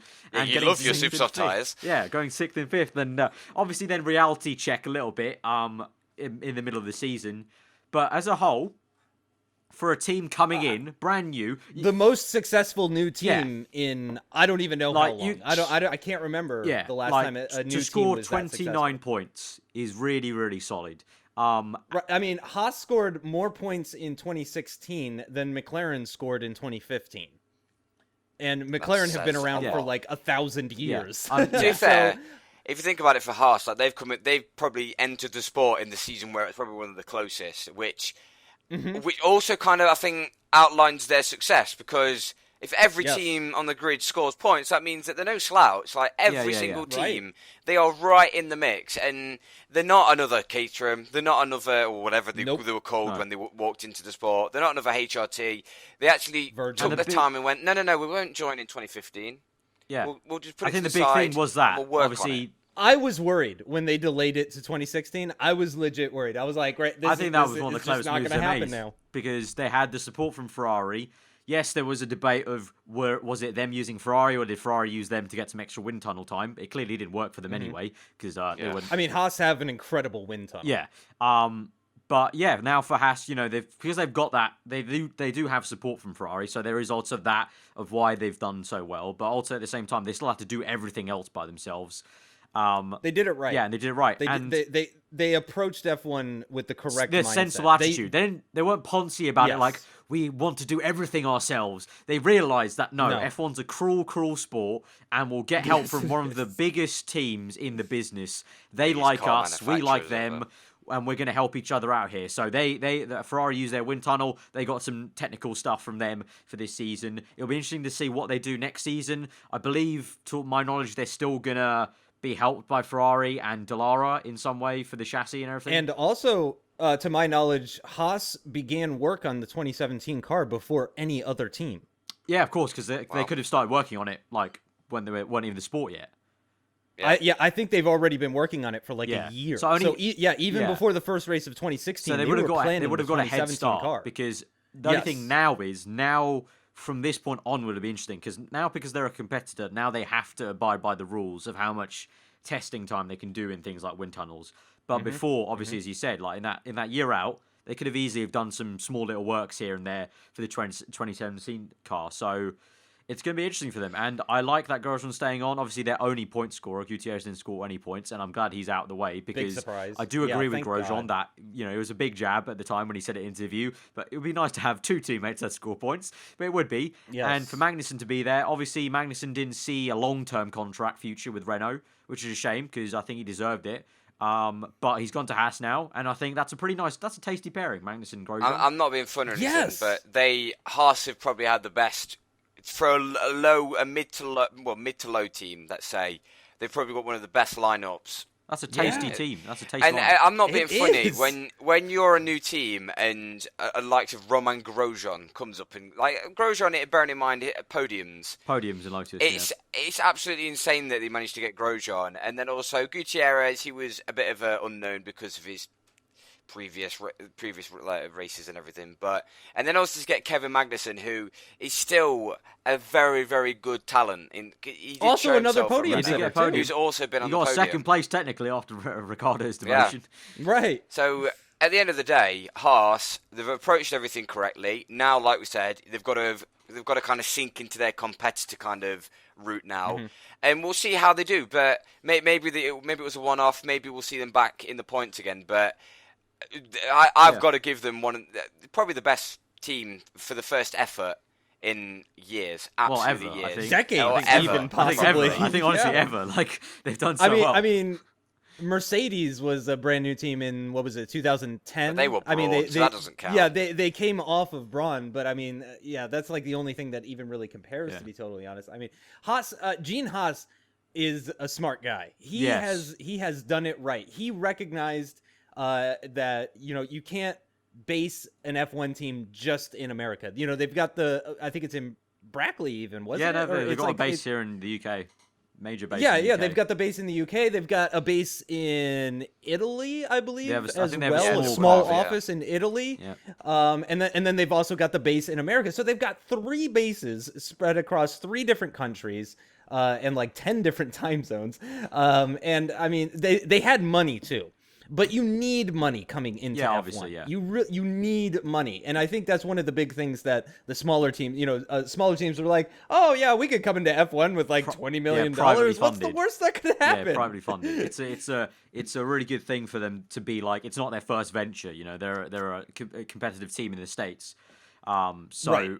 Just to branch out into F1. Like when you're saying we're going to branch out into F1, then you got some sensible minds behind you there, and it makes me laugh, to be honest, though, because when some teams say like we're going to branch out, because I bet obviously as F1 fans we know how ruthless this sport is. Like you can't just turn up and win.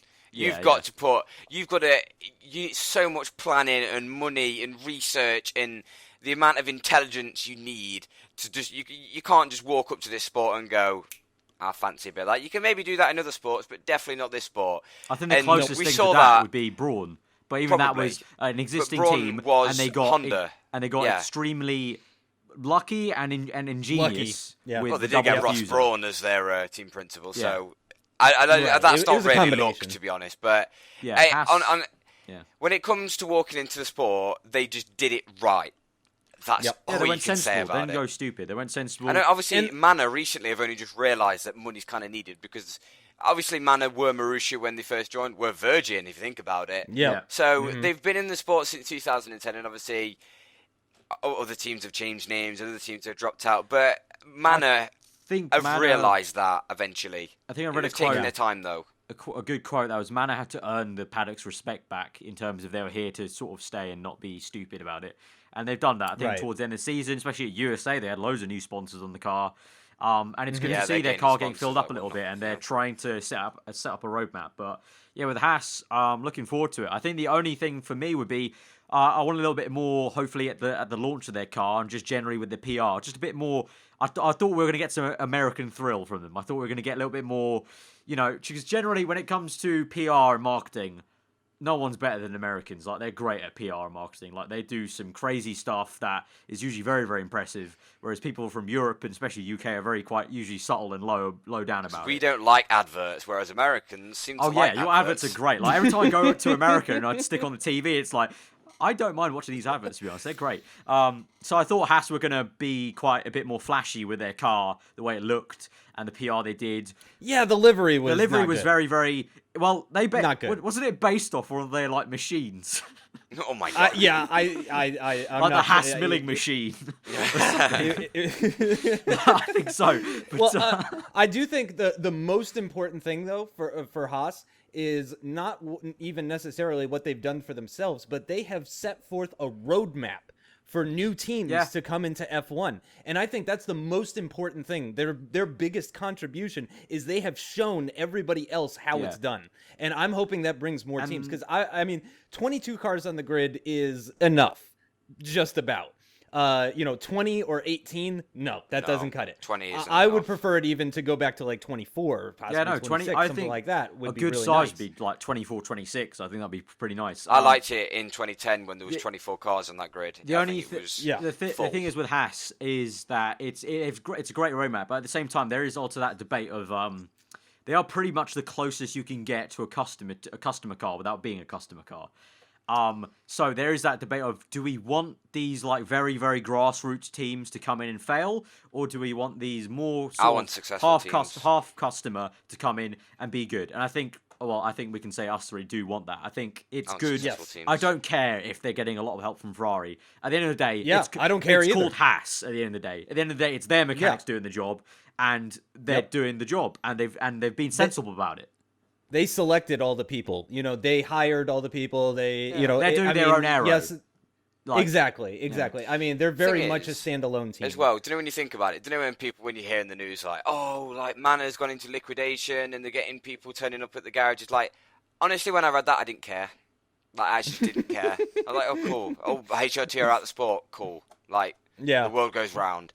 I didn't miss if when that HRT happened. But then when it happened at Lotus, it was quite a big deal. Because Lotus are a big manufacturing name. Big team. It's not a grassroots team. It's a big team. No. And it was a fantastic world story champions. when Grosjean got the podium and had to stand on the podium and got the trophy with some bailiffs there in the garage as well. Yeah. Just crazy scenes. That was a tearjerker. That was, it was. It really was. To have bailiffs in your garage at the same weekend, coincidentally, Grosjean brings the team together and pulls this performance out of nowhere. Does show that Grosjean also, just talking about him as an individual, I can't think of anyone better to really spearhead Haas. I think he's been great for them. Yeah. This might come as a shock, but I actually might rate Grosjean higher than Perez. I mean, Grosjean is an incredible talent. 2013, Grosjean Pinnacle. was the only one that put up any sort of fight against the Pinnacle Red Bulls. Grosjean. Yep. Yeah, I mean, it was inspiring even. Like, I remember, 2013 was not an exciting season whatsoever, but towards the tail end of it, Grosjean made it exciting. Yeah. I remember, was it Suzuka? I remember USA. Yes, winning? Suzuka was a Suzuka, great race. I remember USA. There was no Korea, talking. USA I think? in 2013 was so dead, apart from Grosjean trying to get up there and fight the Red Bulls, and he got third. Yep.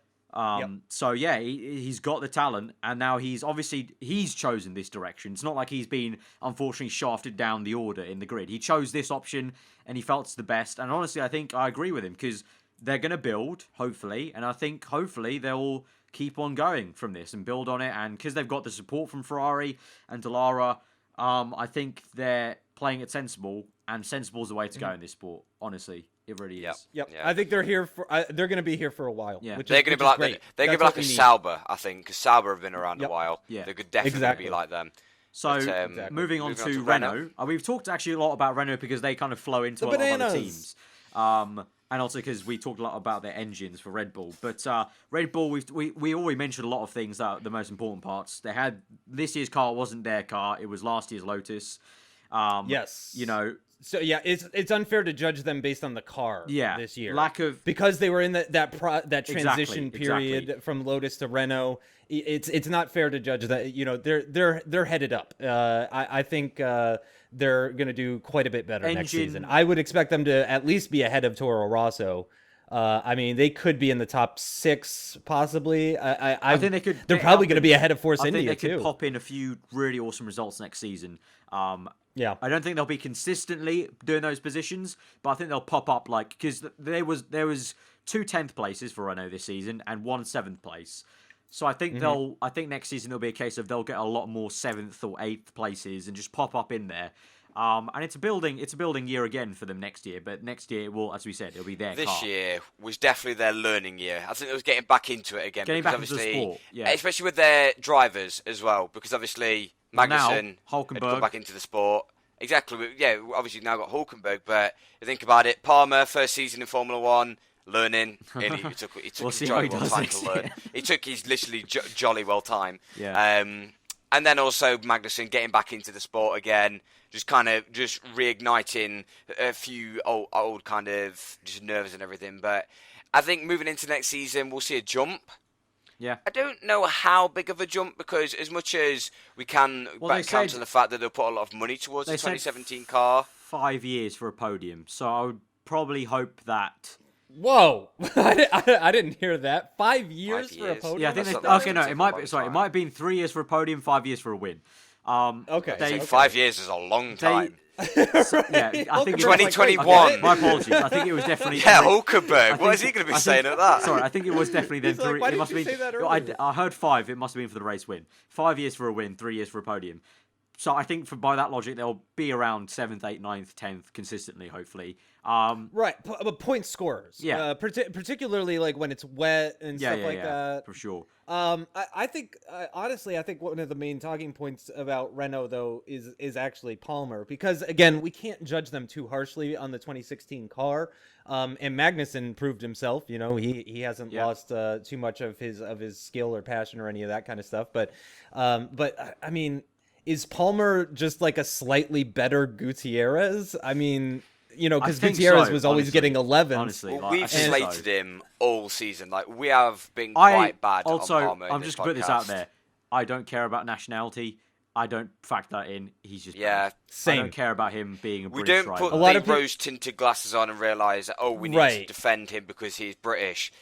Yeah. Okay, rookie season. He did have an opportunity in Hungary and he span. Not many people spin in Formula 1 races. I know, silly mistake and everything, but I don't know. I don't know. Well, maybe I'm being a bit too mean. Least I can say is good on him. Good on him for getting. Yeah, he had to go, and he got his points. It's now time to show. Out of Q2 it's now time to show what he's got if he's serious about it. So go on and show us against Hulkenberg, which is Right. a very good yardstick to show against. Good point. Yeah. Good point. I mean, if he can score half the points of Hulkenberg, then I think I'd say solid. that's a pretty solid Very, season. very solid. And finally, Yeah. I just want to say, I really hope Renault go the same way their Formula E team does and goes with a nice blue for their livery. I really do. I was going to mention the livery. Ooh. As long as they keep their wow livery, kind of like, because we called the bananas all season, and that in a good way, because it's better than like a Haas or you McLaren. know when a Renault goes by. Oh yeah, you know. It's like when the McLaren Honda goes by, you know when it goes by, and you can see when a Renault goes by. So just as long as you stick with the out there sort of liveries, because they're like the most entertaining. I think it looks really good, the yellow. As much as it's just basically yellow. Yeah. I mean, I really better like than grey. I really like Renault Edam's livery. I really do on their Formula E car. I think that's the one that's like electric blue. It's electric blue. Electric It's got a bit blue. of chrome tint on it. It's got a few little lines of yellow. I think that would work quite well on the Formula 1 car. But let's see. I think there might be a good chance they just stick with a good yellow, but if they do, won't be a bad thing. So, I guess then moving on to the final two teams, really. The battle over the wooden spoon, or rather, the battle over 3 points spread across the two teams. 2 for Sauber, 1 for Manor. Obviously, for Sauber, testing year for Manor as well, obviously, actually. But for Sauber, a lot of financial issues at the very start. And it took them till the second last race to get that 2 points. But they persevered. They persevered. They've got new investors. Things are looking on the up for them in going to 2017. And as for 2016, I think Nasser did the best he could. Ericsson, honestly, I didn't rate Ericsson very much before this season. Me either. But he did pretty well. well. He was decent. Yeah, I thought, okay, no, he deserves that Sauber seat. I think he worked well with the team. It looked like from the outside. I agree. And I don't have any complaints about him being back at Sauber. It's just about if Nasser gets back in with his Brazilian money. But But like you said, going into the season, it's like Ericsson, really? Like I don't know, but yeah, I have no ill feelings towards Marcus whatsoever. I don't know whether it's just because I'm not a huge fan of Sal, but I don't know. I'm just not really a huge fan of either of the drivers. Like I don't mind Nasser, Ericsson. I've just never really been a fan of. Maybe because they're just not that entertaining drivers. Like they're not a wow. They're not like a Verstappen that's burst onto the scene. They haven't got world championship material up their sleeve, I don't think. Unless they surprise us. But they've found themselves in a Sauber seat. So I think that just kind of... actions speak louder than words. And when you can only just about manage 2 points in the final race, it's a second to last race, it was just basically a year to forget for them. But I don't think they can go elsewhere. Because Sauber are cash-strapped. And I don't see them making any advancements next year because I think they've only just got enough money to make a 2017 car, never mind develop it. They don't have enough money to buy some chairs, so... And are they using 2016 Ferrari engine in 2017? They are, so it's going to be a complete write-off season. A huge problem. Obviously, it's still going to be a disadvantage. Probably not as much of a disadvantage as what Toro Rosso had this season, but they'll still probably will end up with a disadvantage by the end of next season. Don't Sauber have a pretty solid wind tunnel, actually? They did have... Well, that's the thing. I think they do, but I think they lost the personnel. I think that's the problem. In 2012, they had some really good personnel, but they've lost them all to other teams. They've all left. Matt Morris went off to McLaren. But and I think I think they know deep down that Sauber just do not have the money. They just... It's like they're not like Force India. Force India do have quite a lot of sponsorship backing, and also the drivers with the sponsorship backing. Sauber just don't really have that. Like, they just. I think the way to sum up Sauber is their crash in Monaco. It was just like it's just. Oh something yeah. Not when really they hit each other. Yeah. Oh yeah.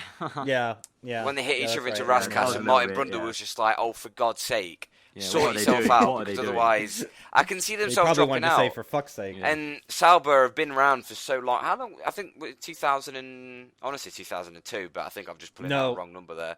I think that's the wrong even number. longer than that. They've been around since like the 80s or something. I'm pretty sure. I don't know, they're like Doctor Who. Check. They regenerate a few times and change the face of who they really are. But either way, I think they need to make a few more advancements. Next season, you don't come across a Sauber fan that often, really. Yeah. First entry, 1993. Yep, 1993. So yeah, I mean they've been around for 20. This will be the 24th year, I think. Yeah, so over 2 decades they've been around. So, I mean, 20. It's so weird because I got back into F1 in 2012, and I immediately became a fan of Sergio Perez and Kamui Kobayashi. I thought the 2012 Sauber year was incredible. I mean, just truly amazing, like a true underdog story, sort of like Force India is now, to be totally honest. And it's just been so weird for me because in 2012, Sauber was by far my favorite team. In 2013, I still quite liked them because of Hülkenberg, and also I really liked their 2013 livery. And then 2014, just nothing. Like, I am just not a Sauber fan anymore. As weird as that, I mean, that seems weird for me to say even, because I was such a huge fan of them in 2012, and they've just really taken a nosedive in the last 5 years, slowly. You know, it's just not been going great for them whatsoever. I have high hopes for them, but, I mean, it's difficult being an F1 team that isn't based in the UK. Yeah, that is true. Especially when you don't have Ferrari money. Yeah. It's a Swiss team. If you're not a factory team, it's very, very difficult, I think. A lot of it stems from, like, just the location. It's good for getting stuff in terms of maybe cost a little bit less. And I think it hurts sponsorship. You know, you were talking about how Force India has good sponsorship now and Sauber doesn't. I think it's easier for Force India to pull sponsorship because they're UK-based. Yeah. And they've got huge connection. Like, that's the thing. The thing also, that's, Sauber don't have Force any... India, they don't have that connection back to their own country. It's like Force India have that incredible thing of they are based in the UK. They have got mostly UK personnel, and it's working really, really well for them. But they've not run away. Obviously, it's in the name, Force India. They have not. They've not run away from that at all. And with an Indian principle, it's really obviously they've had so much backing from India, and I think that's the reason why they've started to push forward because they've got more and more and more money, and it's like a snowball effect. And obviously, in the last couple of years, 2014, 2015, 2016, they've done it incredibly well. Yeah, didn't they get the most points per pound spent out of all the teams, if I remember Something correctly, like that, for yeah. 2016? Yeah, like Yeah, very, like pound for pound, they were like, the most this is now successful team in the entire 2 season. years in a row where they've been the only team that's said, we're going to introduce a fully new B-spec car because we're going to not put all our money into the first few races right now, and we're just going to concentrate on reliability of the new engine and everything like that, and then we'll frustrating bring for out drivers. Like, let's not take away from that. That is very frustrating for Yeah, it drivers. is. But then when they But get then- the reward but of then their they're like, B-spec car, oh yeah, it's like a new car. Get in. yeah, Lovely. let me go get a podium. Yeah. So yeah, I think Sauber just I have hopes that with the new investment, at least they'll become a bit more stable. But I'm sort of like with them with I am with Manor. I really wouldn't Care. tear up too much if like they probably went out. Yeah, I wouldn't cry, but at the same time, again, I don't want to lose any more teams It's just than we and it sounds harsh. It's just I like the it big sounds grid. harsh, but it's just because some of the stuff they've done, the way they've been ran, is why I just don't care. Because it's like you could have avoided this situation. by Malaysian doing a few Kaltenborn things. isn't a character at all. Oh she's just- my god. she's a lawyer. That's like her background just is a no, lawyer. just So no. yeah, I don't think she's Just got a lot And of the whole personality Guido van or der anything. Gaard problem. She's very smart. It was, Oh yeah, signing like 5 drivers. Yeah. yeah, 5 drivers for 2 seats. Right. It wasn't ran very well, but on the flip side, we can talk about Manor where they have been improving. Turned and it they are around making from a steps difficult year, forward. Yeah. and they've earned the respect back from the paddock, as they said in an interview. And well, we don't know what their driver lineup is going to be, but he's hoping that they can use some of the funding they've got, the new funding, some sponsorship here and there, hopefully, to just basically build on the foundation. The Manor car is still very much down from all the other cars, especially Mercedes, obviously, if you compare the percentage. But this has been, I think, one of the lower percentage differences compared to previous years. And at times they were definitely looking faster than Sauber over a race weekend. So they've taken a step in the positive direction. And here's hoping they just continue to do that. And really, I think them and Sauber are really just hoping for some sort of miracles of finding some sort of loophole or ingenious thing to propel them forward. But until that happens, just carry on as they are. Just keep building. Obviously, start of the season, we were predicting a lot more. Well, I wasn't really. I was a little bit off, but Tom was, and I believed him, and now I regret believing him.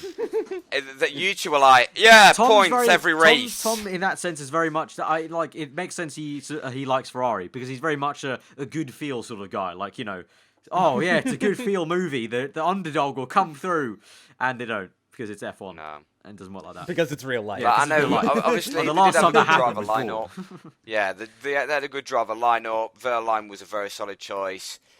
Haryanto, not so much. But then bringing Ocon in for Belgium onwards was very good learning for, I think, both drivers as well, because I think that kind of made Pushed Verline kind a of bit. sit up a little bit more, Yeah. which I think some Formula 1 drivers need, because I think they get a little bit too complacent with their teammates being a bit off. But And that's always partly why now Verline to Sauber, for him, he's not getting the Mercedes drive. A lot of reports saying he's actually not a great person to work with, and that's why Force India chose Ocon, because he was more of a team player. And apparently Verline's got a bit of an air of arrogance about him in terms of, I'm already here, haven't I? I can see that. I can see that sometimes in his interviews. Like, not obviously, but it is very strange, because who has been doing all the little bits of testing? Who filled in for Lewis Hamilton when he couldn't do the testing in pre-season? Yeah. So how come he isn't getting that Mercedes seat? And there's only one reason for it. Yeah, it's because he's just Really. not great to work with, and they'd rather go with someone like Bottas, who Which I think... is a shame, because he has got a lot of talent up his sleeve. Yeah, I think he's got some speed in him, so it's unfortunate. So it's a bit of a sidestep career move to Sauber, but at least he's still there for a year. He's got another year to try and impress Mercedes behind the scenes. And if this whole Bottas thing is only a year, yeah, potentially. we'll see. Potentially. We'll see. Maybe this time next year we might be wrong, we might be right, but Perhaps, at the moment, Verline is just biding his time, I think, at the moment, because Sauber, I don't think anyone really is going to be dreaming of going to Sauber anytime soon with the season that they've had. Verline needs 5 an years. attitude adjustment in the way that Grosjean had an attitude adjustment. Yeah. I And, mean, and look at because how much it benefited him. Yeah. Exactly. Yeah. Exactly. If he can have the same sort of change that Grosjean had, because there's some drivers, Maldonado, where if you tell them like, hey man, you're fast and everything, if you would just calm the fuck down for a little bit. Yeah. You could be a really good driver and stuff. And Grosjean actually did that, and now he's, again, I mean, I rate Grosjean as honestly one of the best drivers on the grid, and in one of the worst cars on the grid too. So if he can pull his stuff together, then I think he can go places for sure. But he needs to do that. It needs to be a conscious decision on his part. And he needs to prove to not even just Mercedes, but the entire paddock that he can, and the fans and everybody. He needs to prove to everybody that he can turn that around. Yeah. And then for Manor, well, we don't know. We never know what two drivers they're going to sign. Honestly, I can't really say two names just off the top of my head who'd get those seats. Rossi. No, I'm just kidding. He's staying in IndyCar forever. He got like $1 million for winning. Yeah, he's never happy. coming back. He's happy there. He got good success there. He's never coming back, unfortunately for me. Yeah, for Manor, it's just another building season, and that's, I guess, really in a natural way comes through to the end of our kind of season review of all the teams and drivers as a whole. Our very long ramble. We started the podcast sort of saying general things about the season, so we'll come back to that. We talked about in depth each team. So as a whole, 2016, it was a somewhat fun year to watch. There were moments, I'm not going to lie, where it was very pedestrian to watch, but it was a lot more exciting than 2015 for sure. Just Agreed. Because also it wasn't just the Lewis Hamilton walkover. Yep. And also there were moments, obviously people like Verstappen really brought some great excitement. We had, some great non-racing stuff to be excited about with team radio and that, and off-track stuff, things people said, things that happened. So as a whole, it's an improvement from 2015. Still leaves you wanting more and hoping that 2017. Oh, you always want more in this sport. We were spoiled with 2012. Well, yeah, that's one thing. That's one thing. We will always be spoiled by 2012 because that was simply a fantastic season. Like, honestly, crazy. I mean, I still watch the season review of 2012 once a year. Once every year, I watch the BBC F1 season review of 2012. Yeah, because the season was great, and then that review was really great of the actual season. Yes. They played it so well. Yes. But yeah, looking forward to 2017. We won't talk too much about it because we'll probably actually do that. We'll get to that when we get to pre-season testing because that'll be more worthwhile when we join you back there for what will be basically. I'm gonna say season 2 of the podcast, but it's gonna be episode number 37. Then we won't rename it to number 1 of season 2. But you might see the podcast change a little bit. We're going to rebrand it a little bit in terms of the way it looks on screen. And we'll be hoping to be a lot more consistent in 2017. Try and do maybe a few different things by bringing different people in potentially. Obviously, I know a lot of you guys in the comments love Justin, by the way, so he'll be pleased to hear that. Justin. So we all love Justin and his beard. Yeah, and he's just a great guy to talk to about F1. Got some good insights into it. So, he knows his stuff. So for sure, we'll try our best, guys, and try and get Justin in a few more. Obviously, there's the time difference thing, and I don't want to bother Justin when he's half asleep after a Grand Prix to then talk about the Grand Prix for 30 odd minutes or something like that. But and hopefully we'll be trying to get some stuff done to maybe put the podcast on iTunes or SoundCloud, whichever one ends up being easier or cost-effective for us, because it doesn't cost anything to do on iTunes, but it is a bit more of a faff to set up an RSS feed and like a website for it, and then SoundCloud costs, so we have to look at our options. If you know of any options or money, if you know of any options for us, then let us know in the comments below. And if you have listened all the way through to this point of the podcast, you are a legend. You are a legend because you're one of those few that actually watches an entire podcast through. So thank you very much because. Obviously, audience retention just drops as we go through the hour or 2 hours in this case. But it's been our longest podcast. It's been a good one to round up the season. And I guess really, I would have said see you next year, but we're already in 2017. So we'll see you in about a month and a bit time for the pre-season previews. And all that good jazz. Car launches. Hopefully, 22 drivers. I'm sure you'll be hearing my voice on some car videos of the new cars. But if you did enjoy this one, leave a like. Let us know what your favourite moment of the season was. I hope you guys have enjoyed it. If you're new around here, then just go to this channel for the podcast. Check us all out on screen. Twitter handles above our faces, and the links in the description. But we will see you guys for the next podcast in Feb. We'll see you then. Goodbye. Hope you enjoy the rest of the day.